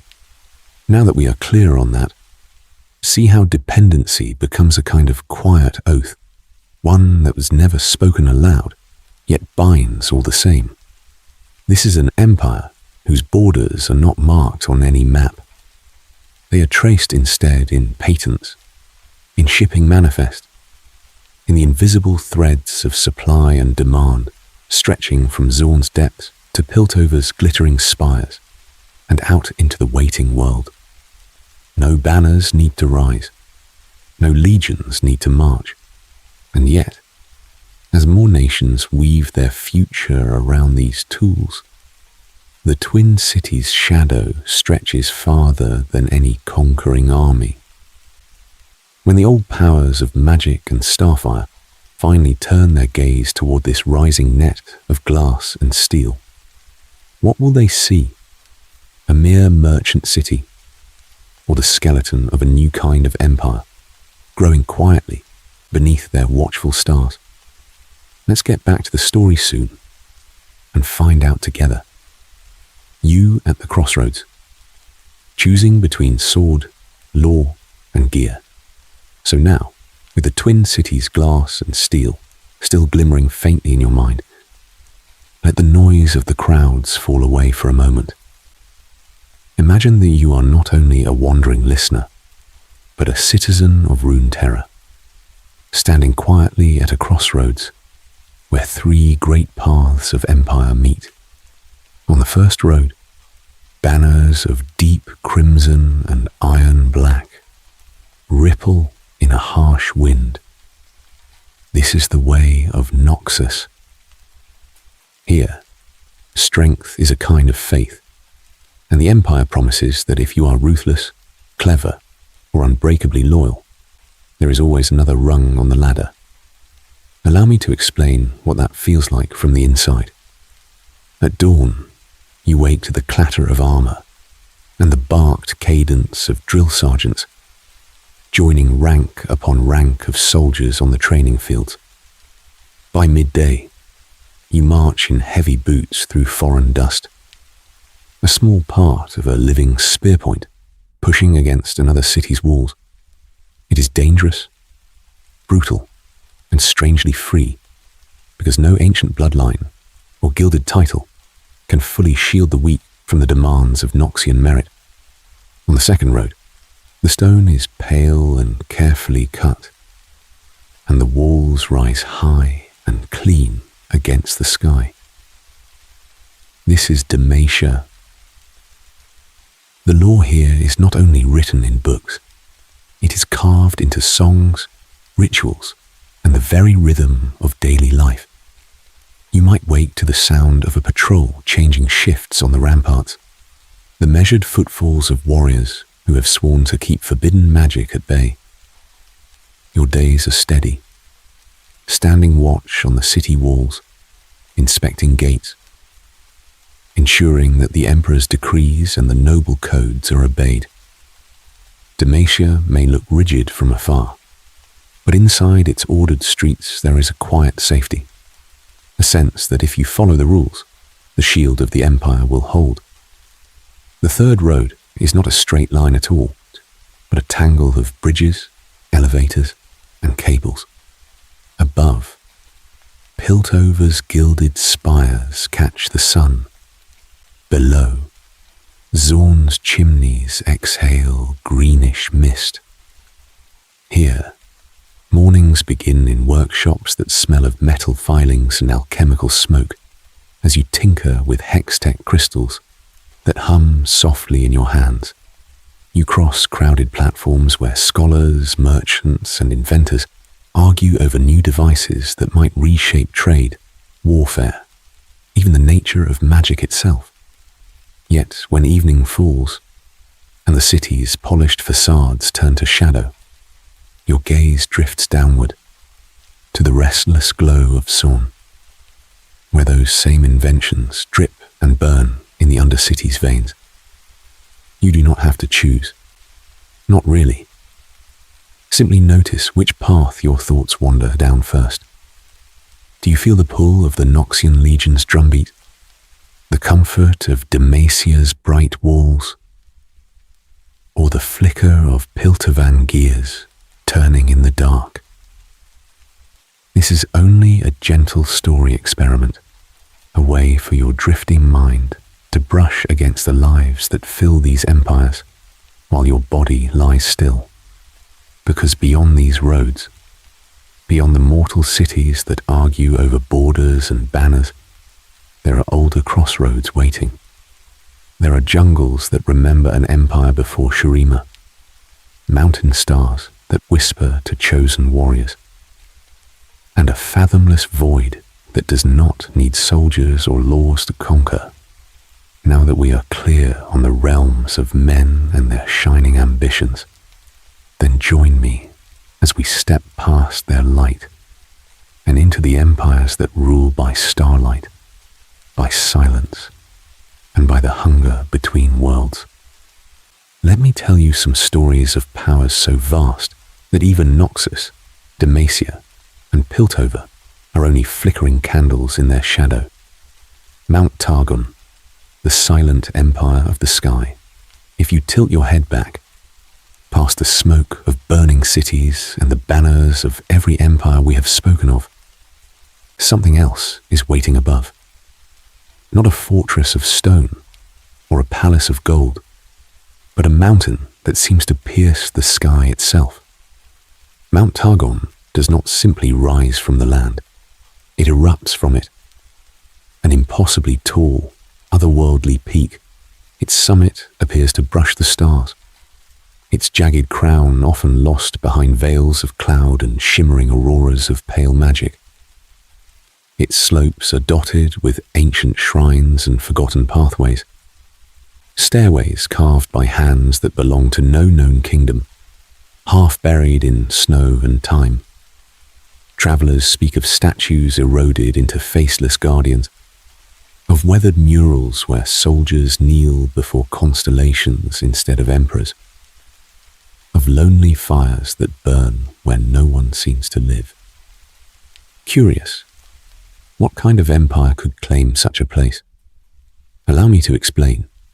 Targon is not an empire in the usual sense, with crowds, laws, and marching warriors. It has no emperor, no senate, no city of marble avenues and cheering citizens.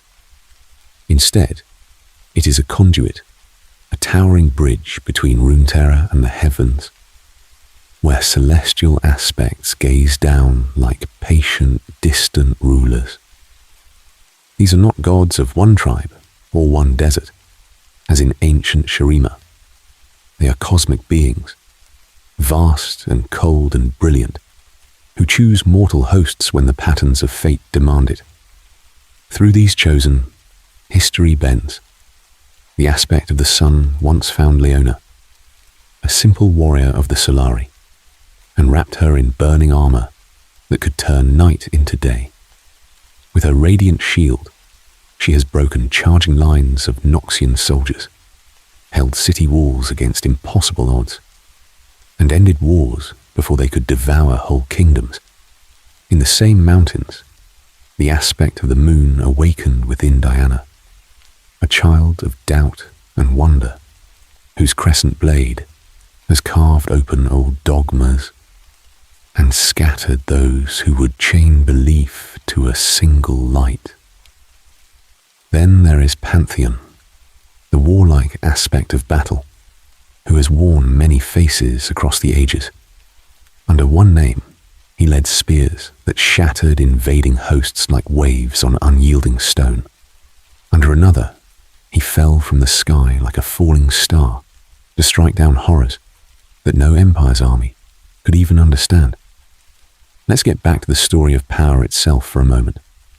Shurima's ascension created god warriors, tied to a single sun disk and a single emperor. Targon's aspects create champions tied to the turning of the heavens, to cycles far older than any throne. Empires rise, empires fall, but the constellations above Targon hardly seem to move. When one vessel falters, when Leona doubts or Pantheon's mortal heart breaks, the aspects simply wait and choose again. Their influence is patient and far-reaching, nudging a war here, protecting a forgotten valley there, quietly ensuring that some threats are extinguished before any chronicler can give them a name. And as you rest now, remember this: the same stars that crown Mount Targon also watch over Demacia's walls, Noxus's legions, Piltover's glittering bridges, and every silent battlefield in between. Their light falls evenly on Emperor and Beggar, on soldier and sorcerer, a soft reminder that above every banner there are older banners still, written in starlight, now that we are clear on the empire of the sky. Then join me as we leave the mountains' thin air behind and sink back down toward jungles where another hidden power has shaped the world in secret, far from any telescope or prayer. Aspects and hosts, how the stars shape mortal history. The air grows warmer as you descend in your mind from the thin snows of Targon toward the dense green below. But before we vanish into those jungles, we should pause. There is a pattern written in the sky that will follow us wherever we go.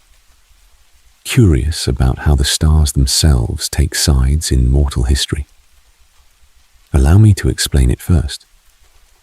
An aspect, in the language of Targon, is not a simple spirit or wandering ghost. It is a vast, semi-divine presence, a shard of some greater cosmic order, given thought and will. Each one embodies a principle so large that no single empire, no single city could ever contain it.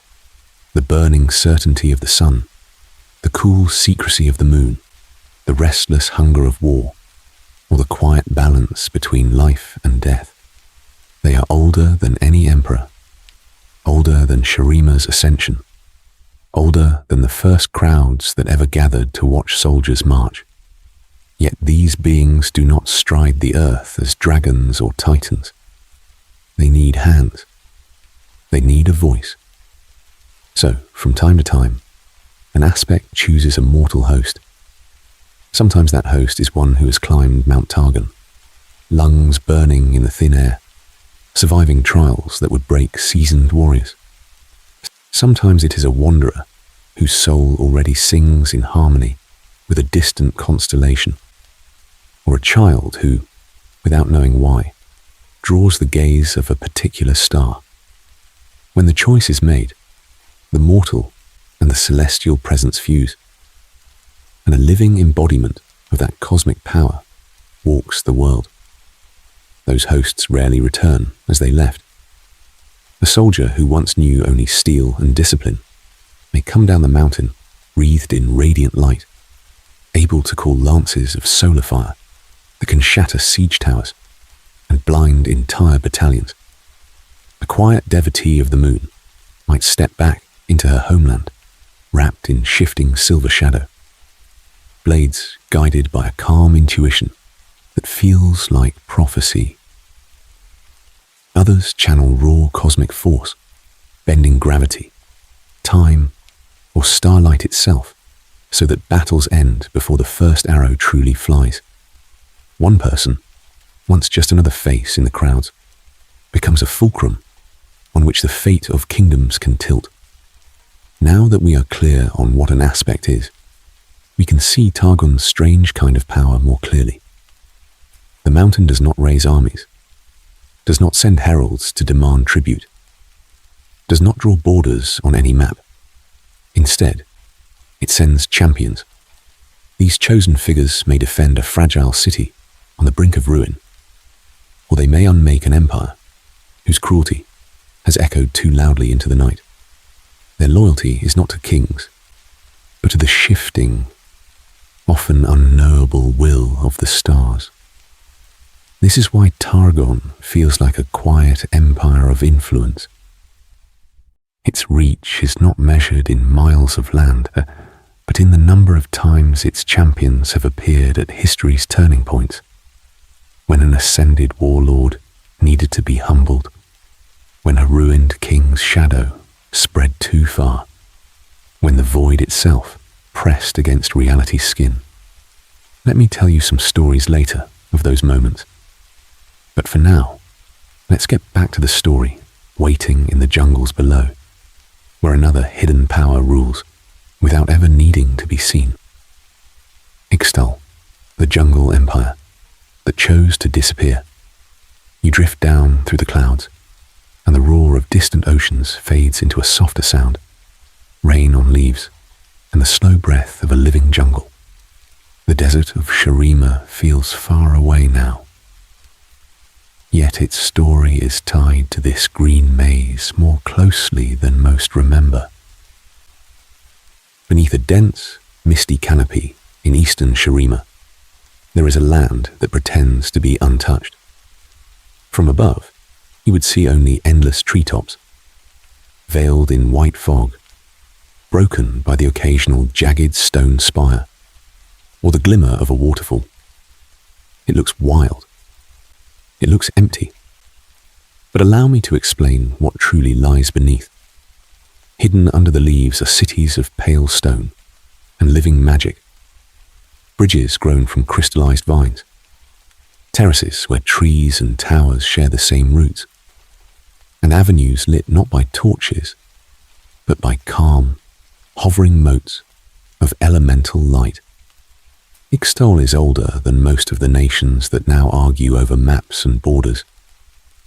Long before Noxian soldiers marched, long before Demacia raised its shining walls, Ixtal's sages were already shaping earth and storm, teaching early Shurima priests how to read the pattern of the sun and carve the first runes into stone. The Shurima Empire may have dazzled the world with ascension and golden monuments, but much of its elemental knowledge, its quiet understanding of how magic flows through land and sky, was born in these jungles.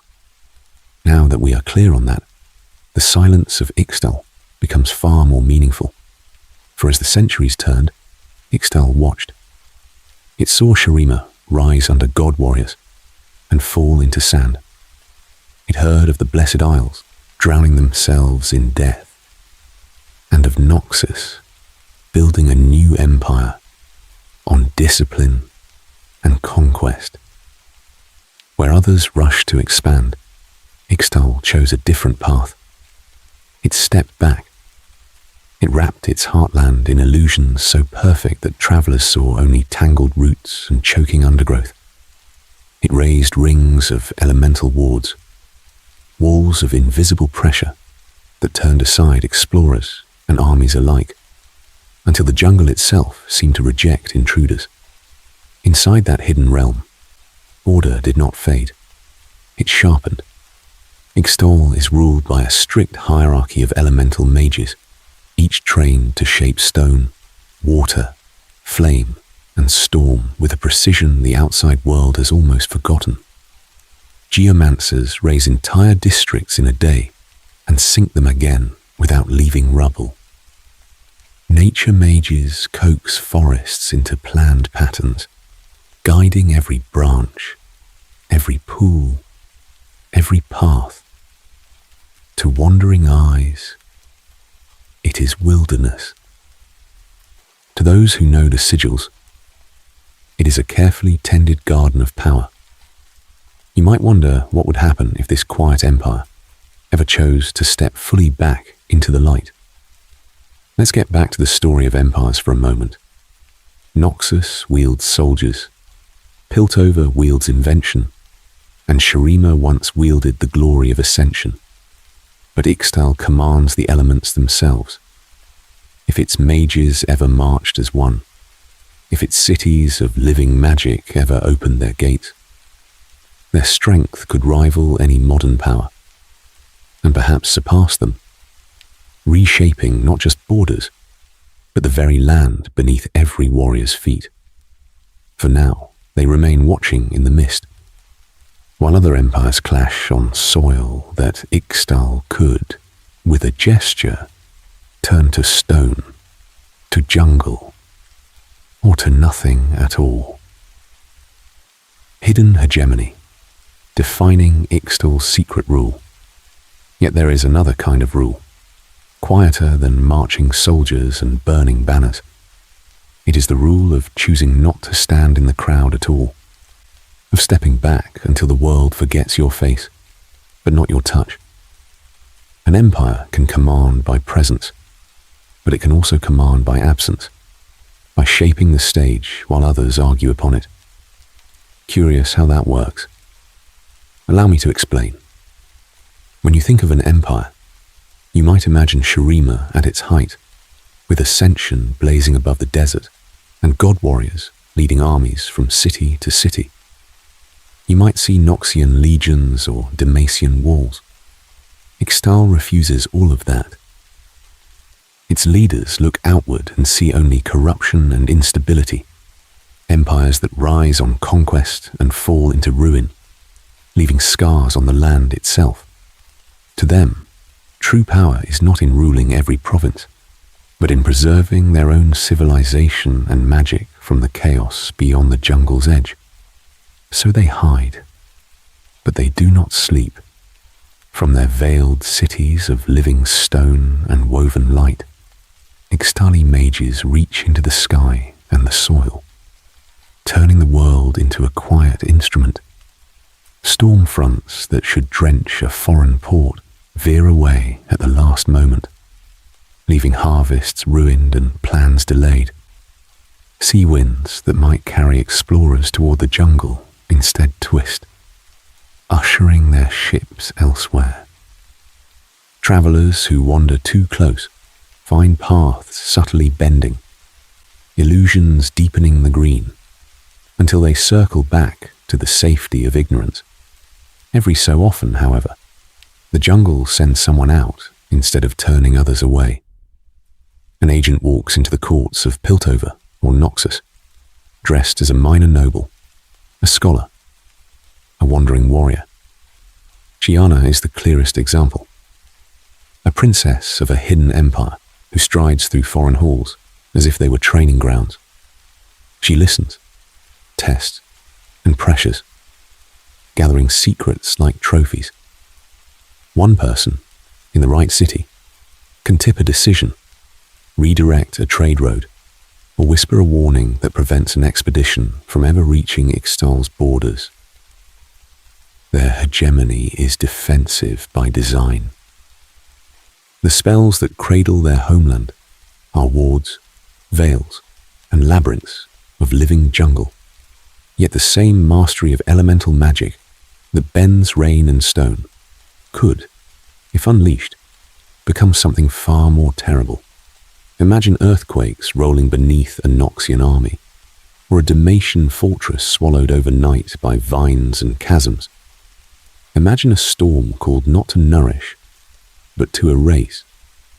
Now that we are clear on how they rule by remaining unseen, consider the tension this creates.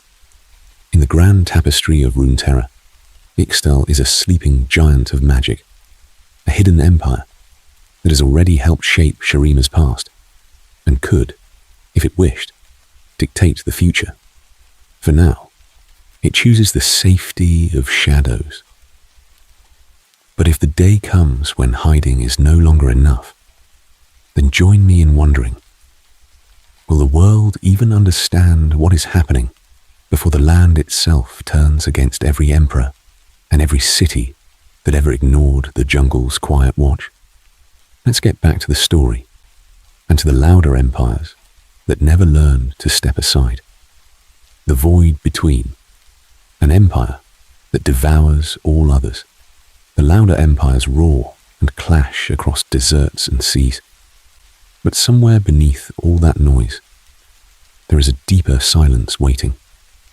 If the jungle of Ixtal asks the world to step aside, the thing we are about to visit does not ask at all.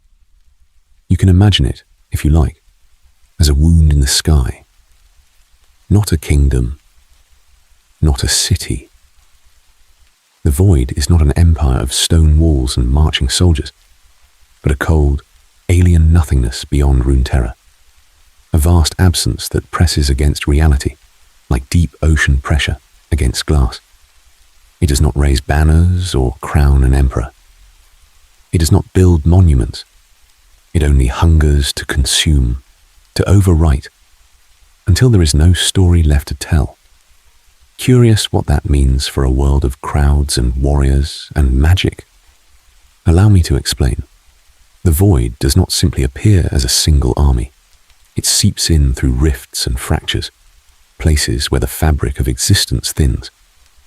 From these wounds, it sends pieces of itself, each one a fragment of an unfathomable will.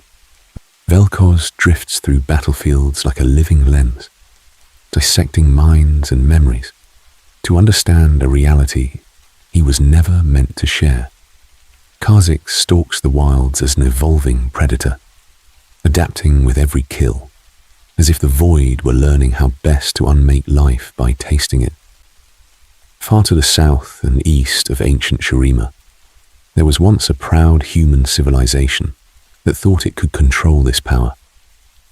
Icathia had its own cities, its own emperors, its own dreams of ascension beyond the sun disk. Resentment toward Shuriman rule and the promise of forbidden strength led its leaders to tear open a vast rift, calling upon the watchers that slept in the dark between worlds. The answer they received was not a blessing. It was obliteration. In days, their empire was shattered, their streets twisted into impossible angles, their people warped into chittering things or reduced to dust on a whispering wind. Now that we are clear on what the void leaves behind, we can see why it is called the ultimate anti-empire. Its expansion is not conquest in the way Noxus understands conquest. When the void spreads, borders do not change, they cease. Cultures do not fall, they are unwritten. Every song, every law, every memory that once defined a nation is ground down into the same uniform nothingness, like ink washed from a page until the parchment is bare. And yet, even as its great rifts lie mostly dormant, the distant fear of the void shapes how other powers move. Targon's star-watching priests hoard celestial secrets, sensing that some threats will not be solved by armies alone. Hidden Ixtal perfects its geomancy, quietly preparing walls of living earth and storm.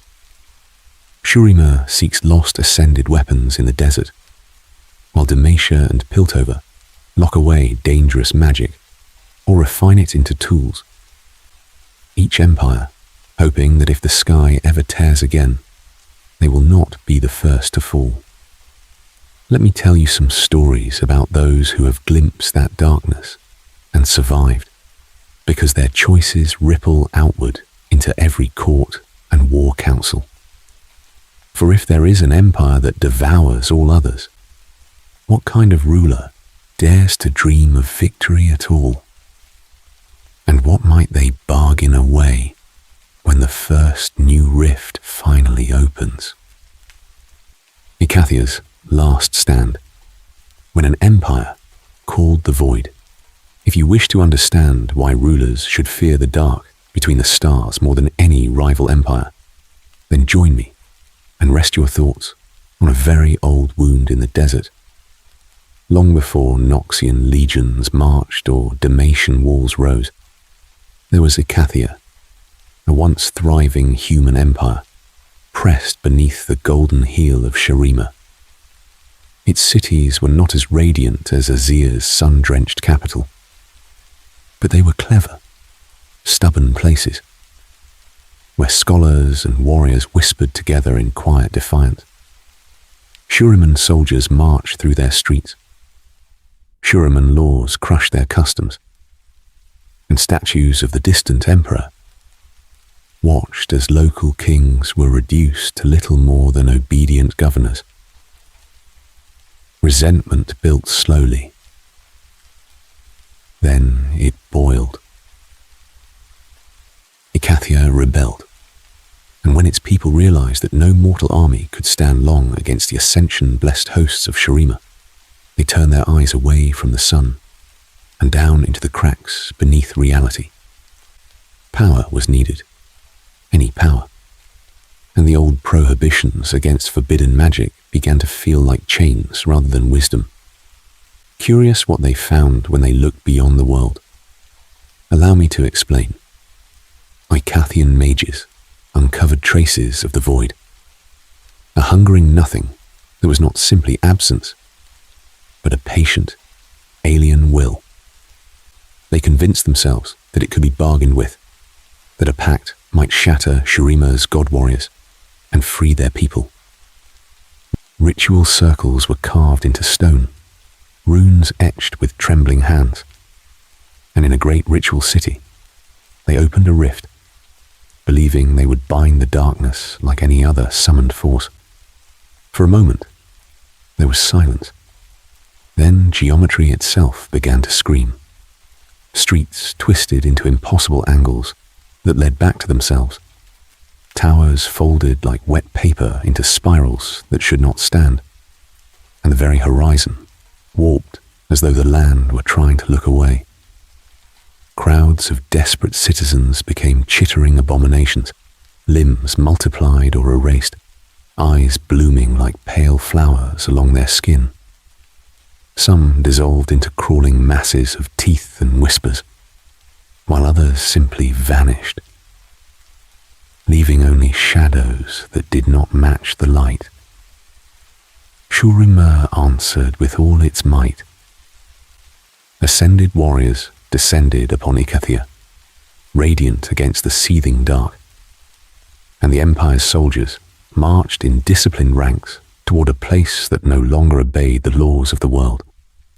They shattered Voidborn where they could, burned corrupted cities to glass, and raised sun disks over battlefields that were more wound than earth. But even Shurima could not fully mend what had been torn. The rift was forced closed, yet the scar remained. A region abandoned on every map, left to fester in uneasy silence. Now that we are clear on how far even a golden empire could fall short, let's get back to the story of what that means for those who dream of power. Icathia's last stand did not birth a new nation. It ended one. Some forms of power do not build capitals or crown emperors. They end empires, quietly or catastrophically, leaving only ruins, warped stone, and the soft, insistent whispers of what still waits beneath the desert, listening for the next ambitious hand to reach too far. A gentle recollection, threads connecting every empire. So, rest here for a moment, lost wanderer, and let your mind drift back above it all. Imagine the map of Runeterra spread out beneath you like a great dark tapestry, and see, one by one, the faint glows where every empire has burned its mark into the land. Some are bright and sharp, others are only embers, pulsing softly under sand, sea, and stone. Shurima still shines widest in the desert, a golden halo where an emperor once commanded the sun itself, where ascension turned chosen warriors into living monuments of war and faith. Around that glow, You can almost see the shadows of ruined cities. The memory of crowds cheering as soldiers marched beneath towering obelisks. Shurima may be dusted over now, but its story lingers in every fallen column and half-buried sun disk. Far across the ocean, the Blessed Isles appear not as a glow, but as a slow, wavering pool of greenish light. Once, that place was a sanctuary, a refuge of magic so pure that death itself was meant to be gentle there. Then one desperate king shattered its laws, and the isles sank into the Shadow Isles. An empire of ghosts and black mist that does not build, only spreads. Two different answers to the same question. How do you master life and death before they master you?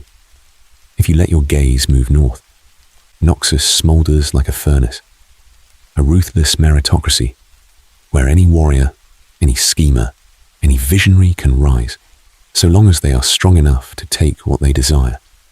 Demacia, by contrast, is a pale, steady light nearby, a fortress of law and rigid honor, its cities built of petricite and principle. Both gather soldiers, both raise banners, but one trusts ambition, while the other clings to order. Now that we are clear on how different those choices feel, we can see how naturally their rivalry was carved into history. Along the coasts, Piltover gleams like a web of tiny, flickering stars. No marching legions here, only ships, trade, and inventions that slip quietly into every port. It is an empire of ideas and gears, its influence measured not in conquered borders, but in how other cities slowly bend around its gold. High above, almost overlooked, Mount Targon is a distant, cold corona, a reminder that celestials and aspects have been watching all these stories unfold for far longer than any mortal emperor has worn a crown. Then the pattern interrupts. Deep in the jungle, Ixtal's light is not bright at all, but hidden, folded inward like a secret. Its magic once helped raise Shurima, then withdrew, preferring veiled mastery to open conquest. And beneath the world, there is a place with no glow at all, only a void where light is swallowed, the hungry absence that ended Ikathia, and still waits for the next crack in reality. All of these empires, whether of stone, law, faith, or nothingness, are answering the same quiet question. How do you survive, grow, and leave a mark in a world that can erase you overnight? Some build walls, some build myths, some build weapons that should never have existed. Allow me to explain how these stories interlock, because the threads are already there. Shurima and Ixtal share an ancient past, one golden, one green, both scarred by the same catastrophe. Noxus and Demacia define themselves against each other with every border skirmish and every law passed. Piltover's trade routes tie them all together, carrying secrets and steel. Above, Targon's silent watchers nudge fate, guiding or damning champions in ways most will never see. You have seen the map glow. You have felt the weight of these empires as vast, distant things. Now let's get back to the story in a more intimate way. Then join me as we step down from the sky and walk the streets, halls, and battlefields beside individual champions. Their lives will carry the rise and fall of these powers in each decision, each betrayal, each small act of mercy. Let me tell you some stories of people who, without ever meaning to, became the beating hearts of empires. Azir reborn, when a dead empire tries to wake, so let us return to the desert together. You, a quiet listener beneath an imagined night sky, and far away, a forgotten throne beneath the sand begins to stir. The story of empires is not only about their fall. Sometimes the dust itself tries to rise again. In the heart of ancient Shurima, where a glorious capital once blazed with sun disks and ascension rituals, there is only ruin. Stone drowned in dunes, colonnades broken and half swallowed. For centuries, the throne of the Sun Emperor lay buried, its golden arms smothered in silence. Then, a tremor, a breath, sand spilling like an hourglass in reverse, as something beneath remembers what it once was. Curious how a dead empire moves again. Allow me to explain. It begins with mortal footsteps, not with trumpets. A band of treasure seekers, blades and hopes dulled by the desert, stumble into the bones of the capital. Among them walks Sivir, a warrior who believes herself only a sellsword, unaware that her blood hums with a distant royal echo. When her lifeblood spills upon ancient stone, the magic bound into Shurima's heart stirs, tasting a lineage it has waited an age to feel. Beneath the ruined sun disk, a figure of sand and memory reforms. Grains cascade from a long-buried throne, as if an invisible tide retreats. A spine straightens. A beaked helm rises. Golden feathers knit themselves together, each one a shard of lost power. Azir, once emperor of a continent-spanning empire, opens eyes that burn like twin fragments of the sun. Memories return not as gentle whispers, but as a distant storm rolling across his mind. The roar of crowds, the disciplined ranks of soldiers, the solemn chants of ascension. He steps out into a world that does not know him. The capital is a skeleton. Grand avenues that once held parades of god warriors are choked with dust. Cities that paid him tribute have been swallowed by dunes. The great sun disk overhead is cracked, a wounded halo, yet it still glows faintly, like an ember refusing the dark. Azir understands, in one long steady breath, that his empire is gone. But he also understands that its foundations are not entirely dead. So he chooses, not rage, not despair, a decision, calm and measured, to rebuild. With a gesture, he raises lesser sun disks from the sand, ancient mechanisms of stone and magic grinding back to life. Obelisks emerge like waking giants. Across Shurima, scattered descendants feel something pull at their hearts, an old loyalty they never learned, calling them to the banner of a resurrected emperor. Yet the world has changed while he slept. Noxus marches. Demacia stands walled and wary. Piltover and Zorn weave new kinds of power through trade and invention. Azir's vision of Shurima is gilded, perfect, untouched by the centuries of struggle that followed his fall. Now that we are clear on his dream, we must also see the tension within it. Other empires will not bow easily to a sun they thought had set forever. Let's get back to the story soon and watch how a waking God King walks among living rivals who do not intend to yield their age. Zirath unbound, when power outlives its empire. Yet even as Azir rises, the shadow of his empire does not take the shape he expects. It is not a golden legion. It is not a shining city, reborn in an instant. It is a single, howling spark of will that refused to die when Shurima fell. That spark is Zirath. Once, he was a nameless boy in the desert, a slave taken by circumstance and cruelty, bound to serve in the palaces of the emperor. Azir called him friend. Azir trusted him with secrets, with dreams, with those quiet moments when a lonely prince spoke of changing the world. Shurima may have looked like a place of order and splendor, but for Zirath, Its crowds and soldiers were another kind of cage. His hunger for freedom grew. So did his fascination with forbidden magic. Curious how such a bond could shatter. Allow me to explain. As Azir prepared for his ascension beneath the blazing sun disk, Zirath stood close, closer than any slave should stand to an emperor about to become divine. He had studied the rites, the sigils, the flows of power that had raised mortal warriors into godlike beings. In that moment of greatest triumph, as the empire's priests and nobles watched, he chose betrayal. Chains that had bound him were turned into instruments of his own design.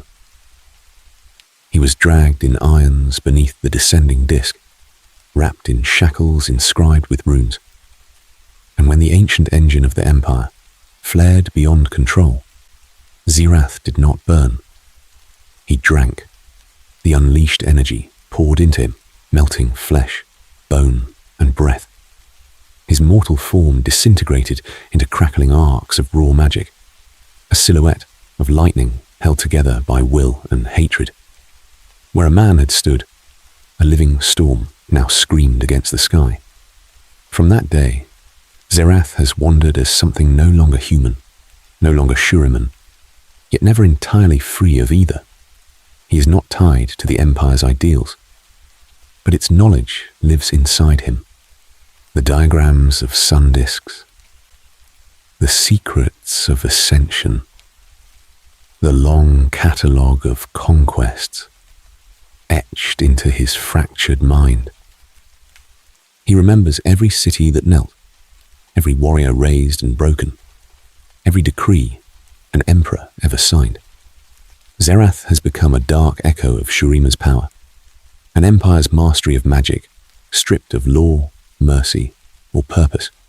Where he passes, stone liquefies, sand turns to glass, and ancient wards shatter like pottery. The structure that once guided such forces is gone. What remains is dangerous, unmoored, and endlessly hungry. So when Azir dreams of restoring his empire, now that we are clear on what he lost, you can see the deeper tension. The sun may rise again over Shurima, but its light will fall on a world where Zirath still exists. A living reminder that the Empire's legacy is not only golden. Let me tell you some stories later of how other realms respond when such a storm approaches their borders. For now, then, join me in a final thought. When an emperor rebuilds and a living catastrophe carries his forgotten secrets, which one truly inherits Shurima? And what happens when they finally meet again? Callista and Hecarim, vengeance and betrayal in the ruined empire. Oh, a new visitor from distant shores. Welcome back to the firelight. You have walked with golden emperors and living catastrophes, and your mind may be tired from all that sand and sun. Then join me. Sit a little closer, and let me tell you some stories from an empire that drowned itself in shadow instead of desert heat. If Shurima was an empire of ascension and blazing daylight, the Blessed Isles were once an empire of quiet wisdom and living magic. In those days, before the black mist rose, Callista walked as a noble general at the ruined king's side, his niece and sworn protector. She was a warrior, shaped by discipline rather than cruelty, leading soldiers not as tools, but as oaths given form, and her loyalty was to the realm as much as to the man who ruled it. Allow me to explain how that loyalty was first tested. When the queen was struck by a wasting curse, the king's grief turned quickly toward obsession. Callista ranged across the seas, far from her home city, searching for any cure, any ritual, any hidden order of mages. Her journey finally brought her to the Blessed Isles, whose guardians tended ancient fountains said to restore life itself. Yet their laws were clear. The waters of life could not be taken by force or for selfish desire, not even for an emperor in mourning. Callista listened. She understood. Returning to her uncle, she counseled patience and restraint, urging him to accept the laws that had preserved that sacred place for centuries. This was her final, fatal choice: to speak as a protector of the empire's soul, rather than a servant of its ruler's grief. But the king heard only denial. His sorrow hardened into rage, and in that hardening, another voice whispered opportunity. That voice belonged to Hecarim, commander of the Iron Order, a cavalry host famed for its brutal efficiency. Where Callista saw limits that preserved the world, Hecarim saw only obstacles to be shattered under iron hooves. He betrayed her counsel, twisted her words, and when diplomacy failed, he led the king's soldiers in a merciless assault upon the Isles, cutting down defenders who had once opened their gates in good faith. The ruination that followed did not distinguish between traitor and loyalist. When the waters were defiled and the magic of the Isles screamed outward, Callista was pierced by the very spears she had once trained her soldiers to wield. Her body and oath fused into a spectral harbinger of vengeance. Hecarim, caught mid-charge, was remade into a centaur-like wraith, armor melted into bone, destined to lead endless thundering charges through the black mist, trampling the living and the dead alike. Now that we are clear on their fates, you can see how they embody that empire, turned inside out. Loyalty became an unending hunt for those who broke their oaths. Honor curdled into a cold, calculating need to make all betrayals pay. Military might, once a shield for a grieving kingdom, became a wheel that can never stop turning, grinding souls beneath hooves and spear points in an eternal replay of one disastrous decision. Let's get back to the story of empires for a moment. Some, like Shurima, leave behind buried cities and half-remembered statues of emperors beneath the sand. Others, like the ruined king's domain, refuse to lie still, clinging to the world as spectral coastlines and haunted fortresses. In that difference lies a question: which is more dangerous to the future of Runeterra, the empire that sleeps, or the one that will not die? As you rest here, we will soon leave these drowned battlements and drift toward more modern powers, where Noxian generals and Demacian nobles shape empires, not with curses and forbidden fountains, but with laws, legions, and the quiet pressure of ideas.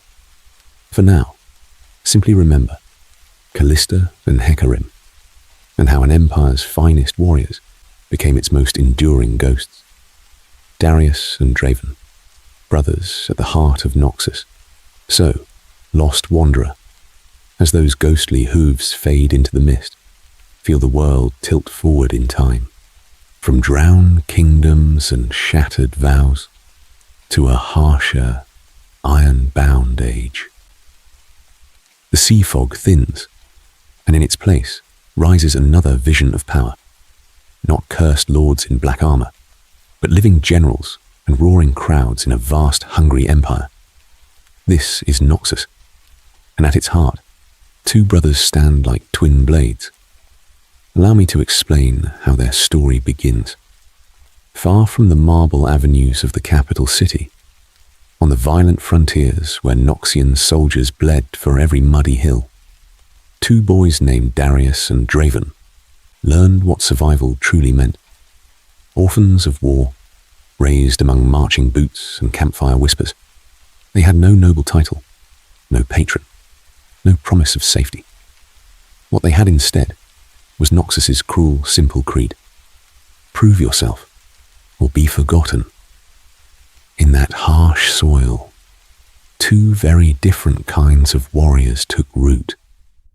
Darius's path was the slower flame. Heavy steps through blood and snow. He grew into a soldier who never retreated, even when outnumbered, even when commanders faltered. Curious how a single man can bend an empire's future. Then join me. On countless battlefields, Darius clawed his way upward, not by intrigue or magic, but by the brutal clarity of his axe. He executed cowardly officers, rallied broken lines, and turned doomed stands into grim victories. In time, his ruthlessness and reliability made him more than a champion. He became the hand of Noxus, the living embodiment of its uncompromising strength. Draven, however, chose a different kind of ascent. Where Darius was iron, Draven was fire light on steel. He became an executioner in the city's arenas, a man whose duty was simple death, but who refused to let it be simple. Instead, Draven spun his axes, played to the crowds, and transformed punishment into performance. Noxus had always been brutal, but Draven made that brutality unforgettable, a spectacle that drew cheers instead of shudders. He showed that in this empire, even the ugliest acts could be wrapped in the glittering cloak of fame. Together, the brothers revealed two faces of Noxian power. One is the disciplined, crushing advance of its legions, marching beneath black banners as cities fall and borders shift. The other is the seductive promise that any nobody, any gutter-born child of the outer provinces, can rise to stand above the masses if they are bold enough, ruthless enough, dazzling enough.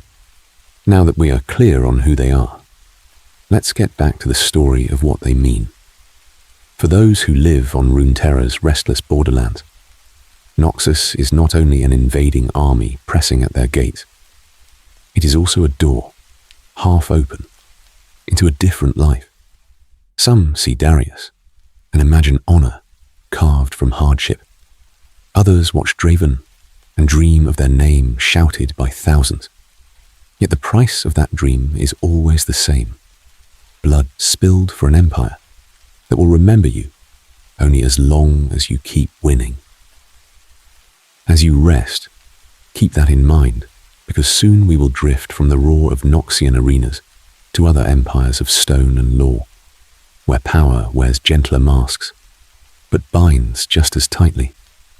Lux and Silas, cracks in Demacia's shining walls.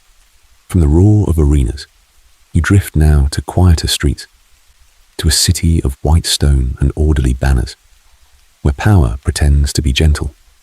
Demacia rises before you, like a promise carved into the mountainside, its walls gleaming, its soldiers marching in perfect ranks, its crowds certain that law alone can hold the world at bay. On the surface, it seems peaceful, safe, but allow me to explain what lies beneath that calm. In one of those noble houses, behind immaculate courtyards and polished armor, a child was born who did not fit the script Demacia had written for itself. Her name is Luxana Crownguard, and from her earliest memories, light answered when she reached out, threads of magic curling around her fingers like sunbeams given thought. Demacia fears magic. It does not simply regulate it. It hunts it, binds it, hides it away. Lux grew up learning this as other children learn their letters.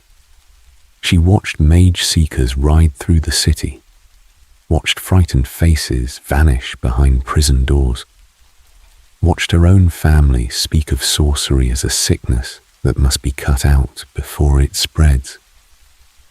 Yet in the quiet of her room, when the curtains were drawn and the door was locked, she would let a single orb of light hover over her palm, trembling between wonder and terror. Her childhood became a careful performance. She served the crown, trained in etiquette and diplomacy, smiled in court and on parade. She learned which words reassured the emperor-like king, which gestures calmed the restless crowds. At the same time, she practiced control in secret, smothering every spark when footsteps approached, hiding every accident behind nervous laughter. Demacia may have looked like a sanctuary of order, but for Lux, every banquet hall and city square was a test she could not afford to fail. Now that we are clear on the glow she had to bury, let's get back to the story and step into the dungeons beneath those shining streets. There, another life was twisting in the dark. Silas of Dregborn was once a tool of the state, a boy who could sense magic in others, and was taken by the mage seekers to hunt his own kind.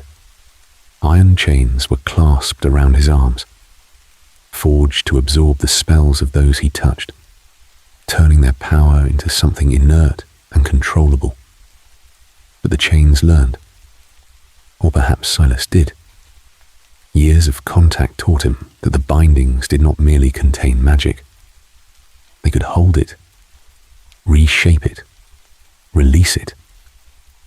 When a moment of desperation finally came, he wrenched that stolen power outward, shattered his prison, and walked back into the city not as a quiet servant, but as a warrior of vengeance, dragging his chains like a new kind of banner. Buildings burned. Soldiers fell. The empire of stone and law saw, for the first time in generations, its own streets lit by uncontrolled sorcery. Lux and Silas are mirrors turned toward Demacia. One loves the kingdom and fears what it would do to her if it knew the truth.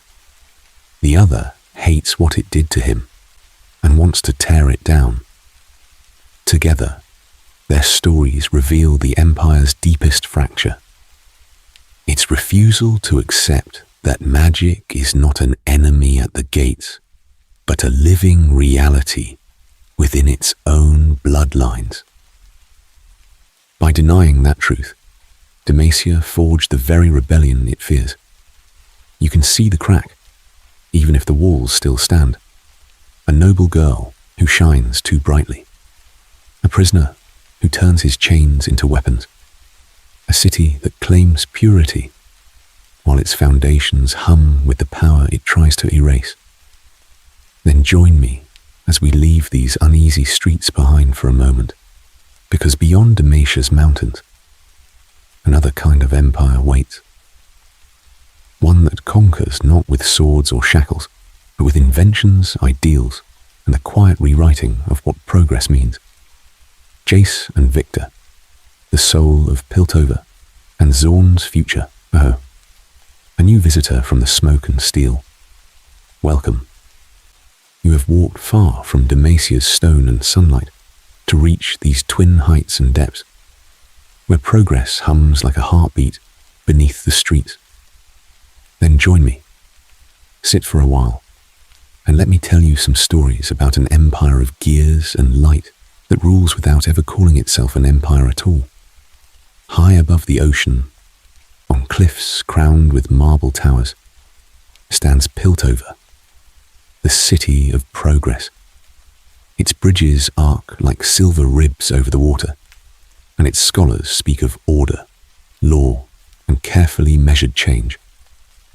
In this city, Jace was a prodigy, a young inventor who treated magic not as a wild storm, but as a patient ally. Curious about this hex tech that shaped his life? Allow me to explain. Hextech is the art of binding stable magic into crystals and devices, turning raw power into tools that anyone might use, from humble porters to armored soldiers. Jace believes this power must be guarded.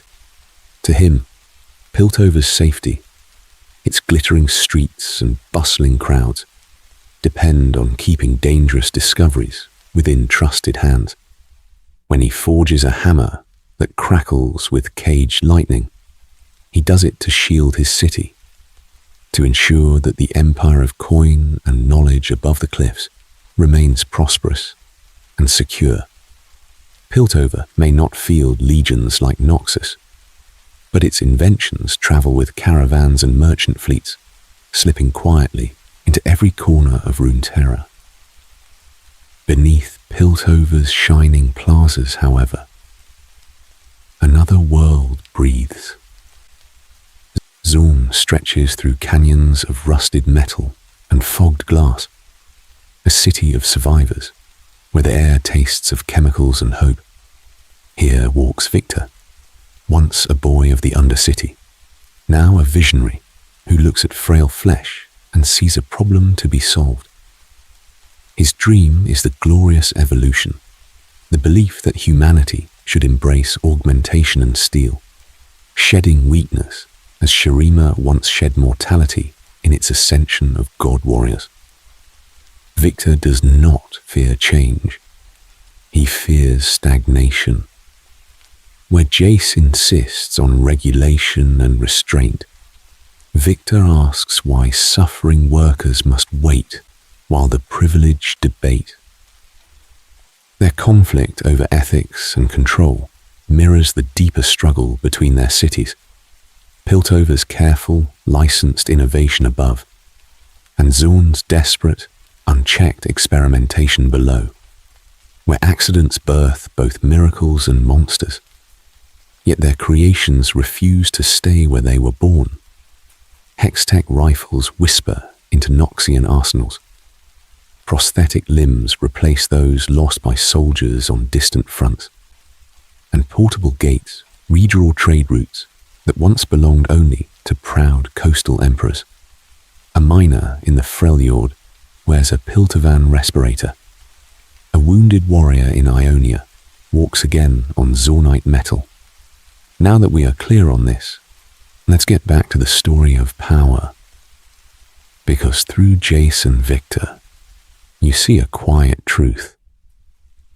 The real empire of Piltover and Zorn is not their harbour walls or clockwork gates, but the ideas and machines that will outlive both men, reshaping war, labour, and daily life long after their names fade. And if inventions can conquer without marching, what happens when an entire nation builds itself on conquest alone? Leona and Diana, celestial schism on Mount Targon. If inventions can conquer without marching, then join me for a moment on a much higher battlefield, where no harbour walls or clockwork gates can reach. Above the clouds, where the air thins and the stars feel close enough to touch, another kind of empire broods in silence, the empire of Targon's aspects. High on Mount Targon, you find a young warrior named Leona, once a child of the Solari faith, now chosen as the aspect of the sun. Her armour gleams like hammered gold at dawn, every plate etched with ancient solar sigils, every movement a quiet promise of protection. She believes in order, in tradition, in the long unbroken line of priests and soldiers who have guarded their mountain temples since before Shurima's first ascension discs turned in the desert light. Curious what that really means for the world below. Allow me to explain. To the Solari, Leona is more than a guardian of a lonely shrine. She is living proof that their creed is favoured by the heavens. When she walks through a city at the mountain's base, crowds bow as if an emperor had arrived.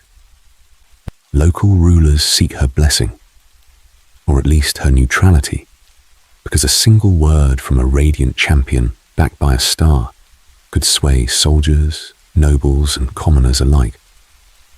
But where there is one light, there is often another, softer and stranger. Diana, drawn from the same harsh stone paths, becomes the aspect of the moon. She is pulled toward forgotten scripts in dust-choked vaults, toward silver-lit caves where old worship of the moon once thrived before Solari blades cut it down. If Leona is noon, then Diana is midnight. She searches for the mysteries the sun's glare hides, the truths that do not survive in public squares and open courts. Their conflict begins as a difference of doctrine, yet it soon becomes deeply personal. Leona stands for the bright certainty of tradition, for laws carved into temple walls and upheld by disciplined warriors. Diana stands for revelation, for the unsettling idea that the empire of heaven itself may have lied, or at least chosen only one side of its own story. Both carry Targon's power. Both are utterly convinced they bear its true will. When they clash, their weapons are not just blades of sunfire and crescent moonlight. Their followers fracture into sects and secret gatherings. Solari legions tightening their grip on outlying villages, while Lunari cults whisper in hidden valleys, guiding smugglers, rebels, and mystics. A single vision, seen in moonlight, might push a coastal lord to defy Noxian tribute. A single miracle of sunlight on a battlefield might convince an entire regiment to die where they stand. Now that we are clear on their struggle, let's get back to the story of empires. Even here, in an empire of stars that has watched Shurima rise and the Blessed Isles drown, disagreement and division run like hairline cracks through marble. Targon's celestial court mirrors the mortal world below, reminding you that no power, however ancient, is perfectly unified, and that the next great war may begin with a quiet argument in the sky. Oh, Tiana. Ambition in the hidden empire of Ixtal. And if the heavens can fracture over quiet disagreements, imagine what brews beneath the canopy of a forgotten jungle empire. Oh, another wanderer thought lost in the woods of Runeterra's history. Then join me. Sit beside this imagined fire, and let me tell you some stories of a princess who refuses to stay hidden. Far from Shurima's open deserts and Noxus's marching soldiers, the city-states of Ixtal slumber beneath layers of mist and woven branches. Their people speak softly of an older age, when their geomancers helped shape the first Shuriman Empire, and then withdrew, disgusted by the chaos of the outside world. In this sealed garden of magic and pride, Tiana is born the youngest princess of the ruling Yuntal line, a child who looks at the walls around her and sees not safety, but insult. She is a prodigy. That much is clear from the first time she bends a river's course with a careless gesture, or carves her name into stone with a flick of her ring blade. Allow me to explain what that means in Ixtal, in a land where every noble studies elemental magic. For one girl to stand so far above her siblings that even the elders whisper is no small thing. Kiana grows up certain that she is destined not merely to guard the jungle, but to reshape the entire world beyond it. Yet Ixtal prefers to pretend that world does not exist. Its leaders call the outer nations corrupt, lesser, diseased by industry and war. Their official story claims that only isolation preserves their purity, that the crowds and empires beyond the trees are doomed to fall as Shurima once did after its ascension. Kiana listens, and instead of obedience, she feels a slow, simmering fury. Why should an empire that can command storms cower behind vines and illusions? So she tests the boundaries. First, the literal ones. Stepping beyond sanctioned paths, tracing the faint scars where foreign explorers once vanished. Feeling with her geomancy where rivers have been subtly redirected to swallow intruders. Then the political lines, challenging elders in public, demanding recognition, forcing the city to acknowledge that her power could defend Ixtal, or lead it. Now that we are clear on her nature, let's get back to the story of what she reveals. Through Chiana's eyes, you glimpse Ixtal's offensive might, stone that rises like soldiers at a word, floods called down to erase roads in an instant, a sky that can be split open so lightning walks the ground like an executioner. With her ring blade tracing sigils in the air, the very world seems to lean in and listen. The rulers of Ixtal still cling to secrecy, but ambition is a patient fire. If figures like Chiana gain influence, the hidden empire may step out from the jungle at last. And when it does, how will the existing powers, Noxus, Demacia, even Targon's silent watchers, respond to an ancient rival they never truly knew existed? Kassadin and Malzahar, the void's whisper in mortal ears, hidden jungles, silent stars, and beneath them, older hungers still. As Ixtal weighs whether to step into the light, there is another power that ignores such choices entirely, seeping through cracks in every empire and every city at once. To understand it, let me tell you some stories. The first is of Kassadin, a man who began as no hero at all. He was a guide, a caravan hand, a father from the sands of Shurima, leading merchants and pilgrims between scattered oases and forgotten ruins. Shurima may have looked like a challenging place to live in, with its burning dunes and long-forgotten monuments to ascension half buried in the sand. But for Kassadin, it was simply home, a harsh land where work and family gave shape to his days. Then the desert opened, not as a storm, not as a war of soldiers and banners, but as a wound. In one lonely settlement, reality thinned, and the void poured through. When he returned to find only twisted stone, drifting dust, and echoes of voices that should have been alive, something in Kassadin broke. Curious about what could erase a whole life so completely. Allow me to explain it gently. The void does not merely kill, it unthreads. It leaves behind absence where stories once stood. Kassadin's grief hardened into purpose. He sought forbidden artifacts and scraps of lost magic, a stolen nether blade from ancient Icathian vaults, a suit of adaptive armor humming with stolen energies, relics whispered about by frightened scholars in distant empires. Piece by piece, he armed himself not as a proud warrior of an emperor, but as a man who had decided that vengeance was the only way left to honor what had been taken. Opposite him stands Malzahar.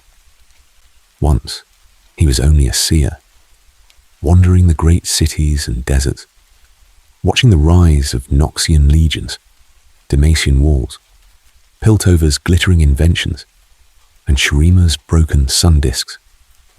The noise of crowds and the clamor of competing destinies weighed on him, until he sought a truth beyond all of them. In the ruins of Icathia, he gazed into the void, and it gazed back. What he found there was not comfort, but certainty. Malzahar emerged as a prophet of unmaking. Where others saw horror, he saw inevitability. The empires of men and Yordles, the celestial designs of Targon, the secret pride of Ixtal, he believed all of it would, and should, be swept away. Now that we are clear on his conviction, let's get back to the story of how he spreads it. His cult moves quietly, like water seeping under a locked door, in the shadowed alleys of Noxian garrison towns, among Demacian outcasts who never fit the ideal, in Piltover's undercity, where progress has a cost. and in forgotten Shuriman border villages, Malzahar's whispers find the desperate. To the disillusioned soldier, he promises an end to guilt. To the failed inventor, freedom from the burden of genius. To those crushed beneath any empire's weight, he offers a terrible, simple purpose. Help unmake a world that never cared for you. Kassadin hunts these gatherings from one corner of Runeterra to another. He does not fight for an emperor, or a flag, or even for Shurima alone. His struggle is for the survival of stories themselves, for the right of each city, each tribe, each wandering warrior to exist without being erased. Where Malzahar sees chaos and wishes to smooth it into a single, silent plane, Kassadin sees fragile threads worth guarding, no matter how stained by war. Through them, the void's imperial logic becomes clear. It is an empire without borders, a conquest without legions, caring nothing for who rules Noxus, who ascends in Shurima, or which magic dominates Piltover's skyline. It wants only one outcome: the total rewriting of reality into its own image, until even memory forgets there was ever anything else. And as Kassadin and Malzahar cross paths in ruined temples and trembling deserts, another question quietly rises. If the void can reach anyone, anywhere, who else among Runeterra's great powers might already be listening to its whisper, and not even know it yet? Crowds, armies, and ashes. How empires break in the streets. If the void can whisper anywhere, it does so into places already trembling. In the great capitals of Runeterra, that tremor often begins in a single, open square. You can imagine it now, if you like. Stone underfoot, a statue of some forgotten emperor above, and the slow gathering of crowds who have run out of quiet ways to be heard. At first, it is only voices, complaints about new taxes on grain, about another round of conscription that will strip a district of its young warriors, about strange edicts that bind magic tighter in some quarters and unleash it carelessly in others. This could be a Noxian plaza beneath iron banners, a Demacian courtyard ringed with pale walls, or a Shuriman market in the shadow of an ancient sun disk. The words change with the language of the empire, but the rhythm of anger is almost the same. Allow me to explain what happens when voices decide they will not go home. Stones are lifted from the edge of fountains and hurled at the first line of armored soldiers. Banners are dragged down from tall poles and trampled or burned in small, defiant fires. Shields locked together in disciplined rows, iron on iron, wood on wood, as commanders call orders from balconies carved with scenes of old ascension and older victories. Above it all, spells begin to crackle. Faint at first, like distant thunder behind the clouds. Resentment is the true architect of these moments. It is built from years of distant rulers who visit only in statues and proclamations, from laws that seem to fall harder on one quarter of the city than another, from the fear that forbidden magic is being studied in hidden towers, while common folk are punished for a single charm. Famine and neglect add weight to every shouted word. A family that has watched its harvest taken for the glory of a campaign in some far province will stand a little closer to the front of the crowd. Then the empire answers. Cavalry hooves ring on cobblestones as riders push into the mass, not yet at a charge, but close. Arrests are made with methodical precision. Chosen faces are dragged from the crowds, marked as ringleaders, whether they were or not. Sometimes, When a line breaks or a spell goes wild, there are public executions in the same square before nightfall. Bodies left just long enough to be seen, then taken away before dawn. Now that we are clear on the pattern, you can see how the story is finished in ink as well as blood. Records are quietly rewritten. Scribes describe a necessary restoration of order, a brief disturbance corrected by loyal soldiers and wise governors. The stones and banners are repaired. The names of the dead are shortened to numbers. Let me tell you some stories. In golden Shurima, in shining Demacia, in grim Noxus, the details shift, but the shape remains. Empires are not abstract things. They live and die in the choices of crowds and commanders, in moments like these. And the next great turning of history will begin in just such a square, beneath just such a watching statue. And if you are ready to see how those turnings reshape all of Runeterra, then join me. And let's get back to the story of the empires that rose higher and fell harder than any single riot could ever show. When empires collide, Noxus at the gate, Piltover at the docks, from that crowded square beneath the watching statue, let your mind drift outward until the noise becomes a hush and the city beneath you changes. Imagine another place now, a proud independent city-state on the coast, its walls high and well kept, its harbour busy with lantern-lit masts, its people moving with the easy confidence of those who believe their fate is their own. The sea wind tastes of salt and tar and promise. For a moment, it feels safe. It is not really, because beyond the curve of the horizon, empires are watching. Noxus watches with hungry calculation, measuring stone and shoreline, and the number of soldiers that might be raised from these streets.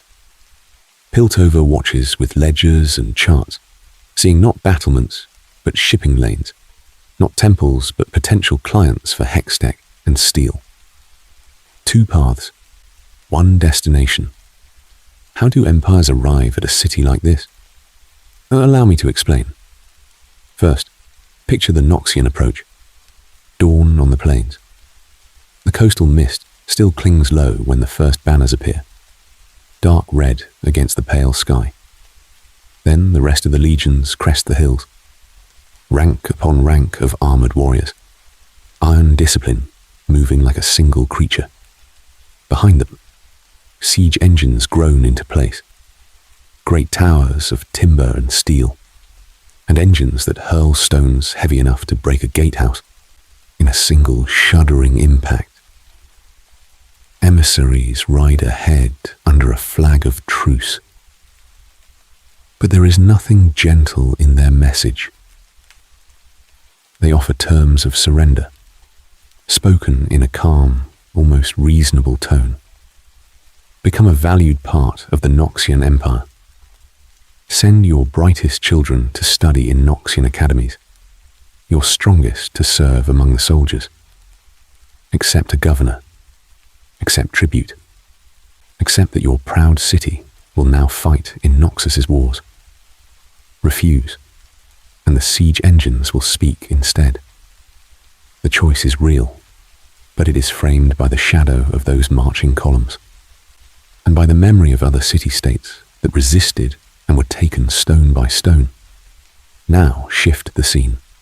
No marching drums, no dust cloud on the horizon.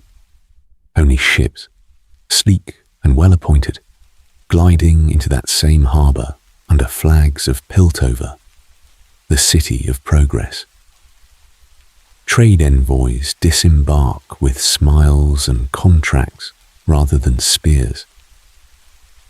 They speak of opportunity, of shared prosperity, of hextech gates that could link this modest port to distant continents in an instant, turning a local market into a humming crossroads of the world. It sounds almost like magic, and in a way, it is. They offer favorable shipping agreements, reduced tariffs, exclusive rights to move goods crafted in Piltover's glittering workshops. They offer loans to modernize the city's defenses, with cannon and clever rotating turrets based on Piltovan designs. Why fear Noxian legions, they ask, when your walls can bristle with the latest instruments of war? The contracts are long, the clauses many, but the ink is seductively easy to spill when gold is short and neighbors are restless. At first, nothing seems lost. The city keeps its own banners, its own local council. Noxian conquest is more obvious. Garrisons posted in the citadel, new laws carved into stone, the old anthem replaced by another, at festivals where crowds now cheer for a distant emperor. But Piltovan encroachment moves in quieter currents. The harbour gradually depends on Piltovan ships. The city treasury depends on Piltovan credit. The gates that control its trade and travel are maintained only by Piltovan engineers. One day, a vote in Piltover's tall, sunlit chambers decides the interest rates that will shape this coastal city's future more surely than any sword. So where is the line between ally and subject? Between partner and province? Over time, both roads can end in the same place. A city that can no longer choose its own wars, that cannot easily refuse a demand without risking ruin. One is bound by chains of iron, the other by chains of obligation and debt. From very far away, that difference begins to blur. Imagine looking down from the cold, bright silence of Targon stars, where celestial beings watch entire empires rise and fall like breaths, or from deep within Ixtal's jungles, where hidden mages remember when both Noxus and Piltover were nothing more than wild coasts and scattered tribes. From those vantage points, the methods change, but the pattern remains. This is the story of influence spreading outward, slow and steady, like a tide. Now that we are clear on how a single city can be surrounded without a single stone yet falling, let me tell you some stories of what happens when such pressures finally break the walls. Whether by fire or by a quiet signature at the bottom of a foreign contract. Because the next turn in Runeterra's long tale of empires is not only about how they arrive, but how they are finally resisted or welcomed in. Scars on the world. Which empire changed Runeterra most? And when walls break, they do more than let in soldiers. They let in ideas and curses and new ways of being that never quite leave again. So as you rest here a little longer, then join me in looking not at single battles, but at the scars entire empires have carved into the skin of Runeterra. Some scars are golden. Some are black as midnight fog.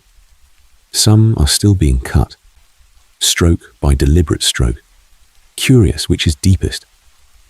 Allow me to explain how 3 of the greatest have changed the world so completely that even distant villages and quiet harbours still live in their shadow.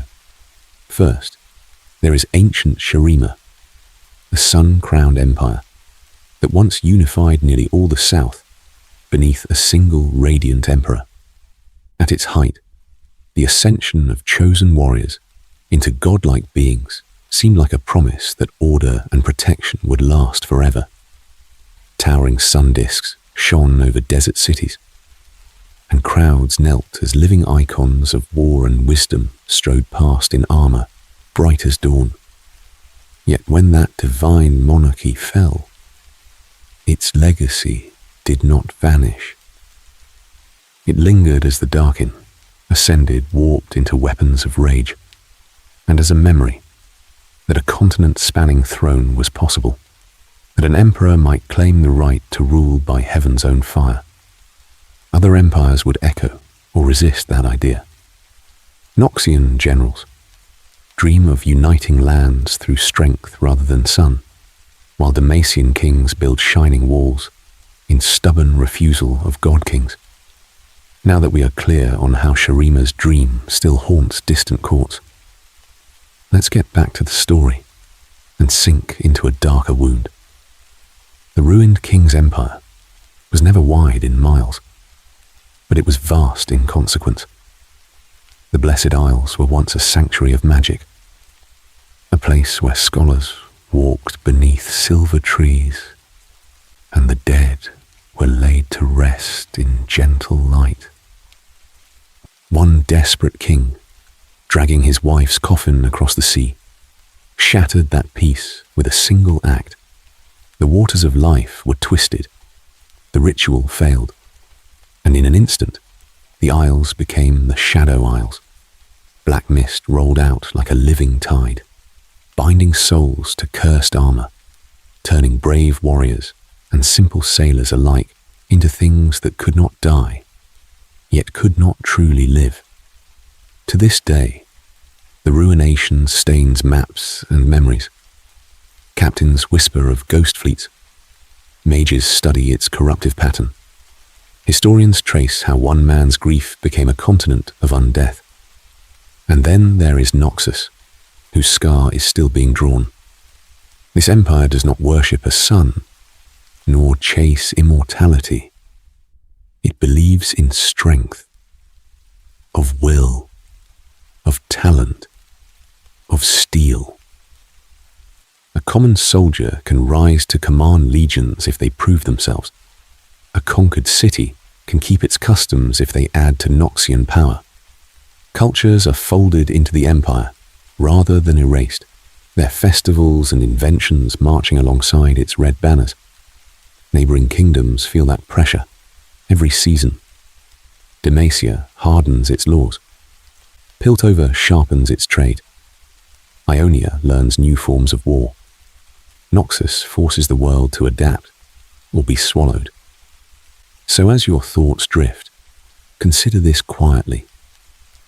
Was it the Golden Empire that taught mortals to reach for godhood? The grieving king who drowned an entire paradise in death? Or the relentless legions who are still reshaping Central Valoran, that left the deepest mark on Runeterra? There is no need to answer. Simply let your mind wander over ruined sun disks, haunted coasts, and marching crowds, as the long story of empires settles like dust around you. Your place in the story. If you lived under an empire, all of that dust, all of those marching crowds and fallen banners, belong to someone in the story. Tonight, that someone can be you. Not as a distant observer of empires and emperors, but as one quiet soul living beneath their towering shadows. So, let me tell you some stories. Not of great warriors or god kings, but of the life you might lead if you walk those streets. Do not choose with logic. Instead, let whatever image settles first in your mind decide. A shield on your arm. Ink-stained fingers counting coin. A spell circle glowing at your feet. Or calloused hands pushing through a market crowd in some distant city. Perhaps you feel the pull of Demacia, with its white stone walls and proud soldiers on patrol. Inside those walls, you might be a farmer, a humble warrior of the vanguard, or a young mage forced to hide the faint shimmer of forbidden magic in your veins. Demacia may look like safety, but that safety is paid for in suspicion, in rules that press down on anyone who does not fit. Freedom bends there, just a little, beneath the weight of shining armor. Or maybe Noxus calls to you instead. Its empire is not golden like ancient Shurima, but iron and crimson, built on merit and ruthless opportunity. In Noxus, A clever merchant from a conquered province might rise to rule a district of the city, and a nameless soldier can become a general if they survive enough battles. Allow me to explain the cost. Every victory is bought with blood, every chance with the knowledge that if you falter, another will gladly take your place. You might drift toward Piltover, the gleaming city of progress, where magic and machinery blur together, and Hextech lights up the harbour. There you could be an apprentice in a workshop or overlooking the sea, watching inventions change the world faster than any marching army. Yet even in that wonder, stability trembles. Old ways vanish, and those left behind by progress find themselves living in the shadowed alleys far below. Or you may vanish into the green hush of Ixtal's jungles, beneath canopies older than most kingdoms. As a hidden mage, you would walk on pathways of sculpted stone, while the true power of elemental magic hums just beneath your feet. Now that we are clear, secrecy is its own kind of empire. You are safe from invasion, but also unseen, your story folded away from the wider world. Each choice you feel tugging at you carries its own trade. Safety for freedom, progress for stability, visibility for secrecy. In Runeterra, as in many tales, ordinary people live and die beneath distant ascension rituals, ruined coasts, and conquering banners, shaping and being shaped by forces that never learn their names. Here, though, by your bed, or by this imagined fire, you are safe. These empires cannot conscript you, no emperor can command you, and no city can claim your sleep. Then join me as we step a little closer to the ones who do shape these ages, for there is another power moving behind these empires, and its story is only just beginning. The map grows quiet, bringing Runeterra's empires to rest, and its story is only just beginning. But for tonight, that story can wait. The map we have been walking across together has earned its rest. In your mind, let it unfurl one last time. The vast deserts of Shurima glowing faintly, the jagged coast, the clustered city light, all spread beneath a darkening sky. One by one, those lights begin to dim, not with violence, but like candles gently pinched out by a careful hand. Far to the south, the golden empire of Shurima softens first. The sun disk over its capital, once blazing with ascension and magic, cools to a muted halo. The statues of every emperor and warrior, of godlike ascended and humble soldiers, blur at the edges as if seen through sleep-heavy eyes. Sandstorms fall still. The crowds in the markets thin to shadows, then to nothing at all. Across the sea, the black mist that once devoured the Blessed Isles curls back upon itself. The haunted trees of the Shadow Isles fade into silhouettes, their grasping branches lowering as if finally tired. The ruined king's fury, the endless wailing of lost spirits, all of it becomes a distant echo, like a storm you can hear, but that never reaches your quiet room. Allow me to explain what that means for you. Their catastrophe remains part of the story, but not a threat. To the north and west, Noxus, with its marching legions and iron discipline, lets its braziers burn low. Banners that once led armies across continents hang still in the night air. Demacia's proud walls, its shining city of order, lose their harsh edges, turning soft and pale as moonlit stone. Even Piltover, with its restless inventions and clattering streets, grows hushed. Hextech lamps wink out along bridges and towers, until the twin city is only a suggestion of gears and glass against the dark. High above, Mount Targon's celestial crown dims from blinding radiance to a quiet ring of starlight. The aspects withdraw their gaze. Far below the canopy, Ixtal's hidden jungles close their leaves over ancient ruins and secret circles of magic. The silent empire of the wilds choosing sleep over dominance. Even the places that stare into the void, those edges where reality frays, draw a curtain of night over their horrors. You have travelled far in this tale, from golden Shurima to haunted isles, from disciplined legions to veiled jungles, from celestial peaks to the lip of unmaking. There were wars and betrayals, ascension and ruin, cities razed and broken. Yet here, every battle has been held at a safe distance, its sharpness dulled by time, its noise turned down until it is only a low murmur under your breathing.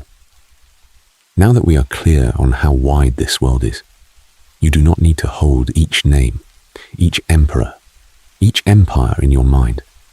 Let them blur together, gently, like ink spreading in water. Let every warrior and every city become part of one soft, continuous sense of a vast world turning slowly under a star-filled sky. There is nothing more you must remember, nothing you must guard or recite. The map can fold itself, the empires can rest, and so can you. If a stray banner or forgotten city rises in your thoughts, that is all right. Acknowledge it, then let it drift back into the dark. Let me tell you some stories, the world once said. But tonight, the world itself grows quiet. So, for a while, let's get back to the story of your own breathing, the gentle rhythm that no war can touch. The empires stand down. The soldiers are dismissed.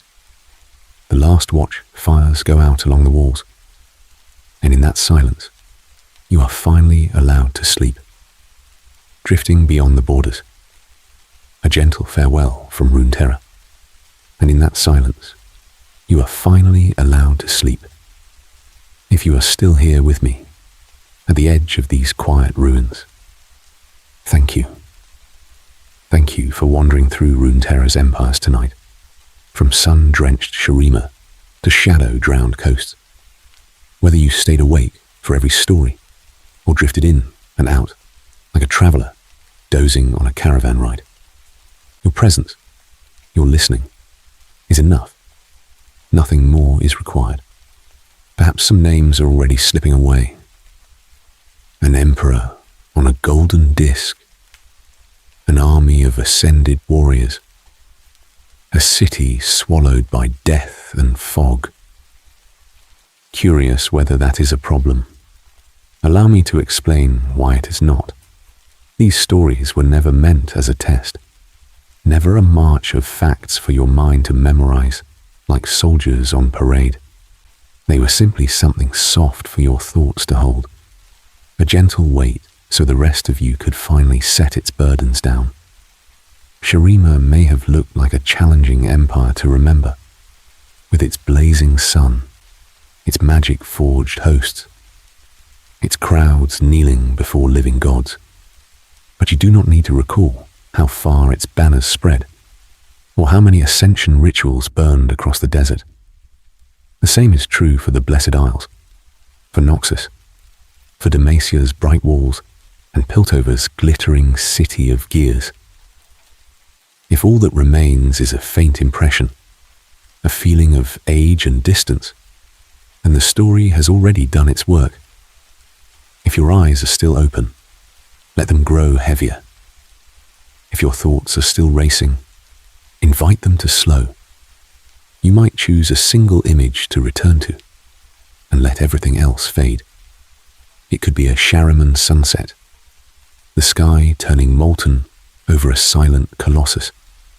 It could be a forgotten library in some hidden capital, shelves of maps and star charts lit by one tired candle. It could be a distant city of lights along a black sea, its towers dimming one by one as the night deepens. Hold that image, and then allow it to blur at the edges, as if sleep itself were misting over the map. Now that we are clear that nothing must be remembered, let's get back to the story beneath all other stories. Your breathing, your heartbeat, the simple rise and fall that no empire can command. Whenever you wish, you can return to this fireside, to this worn map of Runeterra spread between us. Then join me again, if another night feels too long, and let me tell you some stories of golden thrones, ruined shores, and silent warriors, standing guard over forgotten gates. For now, though, the world grows still. The banners of every empire sag in the windless dark. The last soldiers leave their posts. The cities lock their gates, then dim their lanterns, until only starlight and memory remain. I wish you deep rest and peaceful dreams, and the quiet certainty that for this night at least, all the powers of this imagined world will bow their heads and fall silent around you. Sleep well, traveller of empires. Until you return, Runeterra will wait.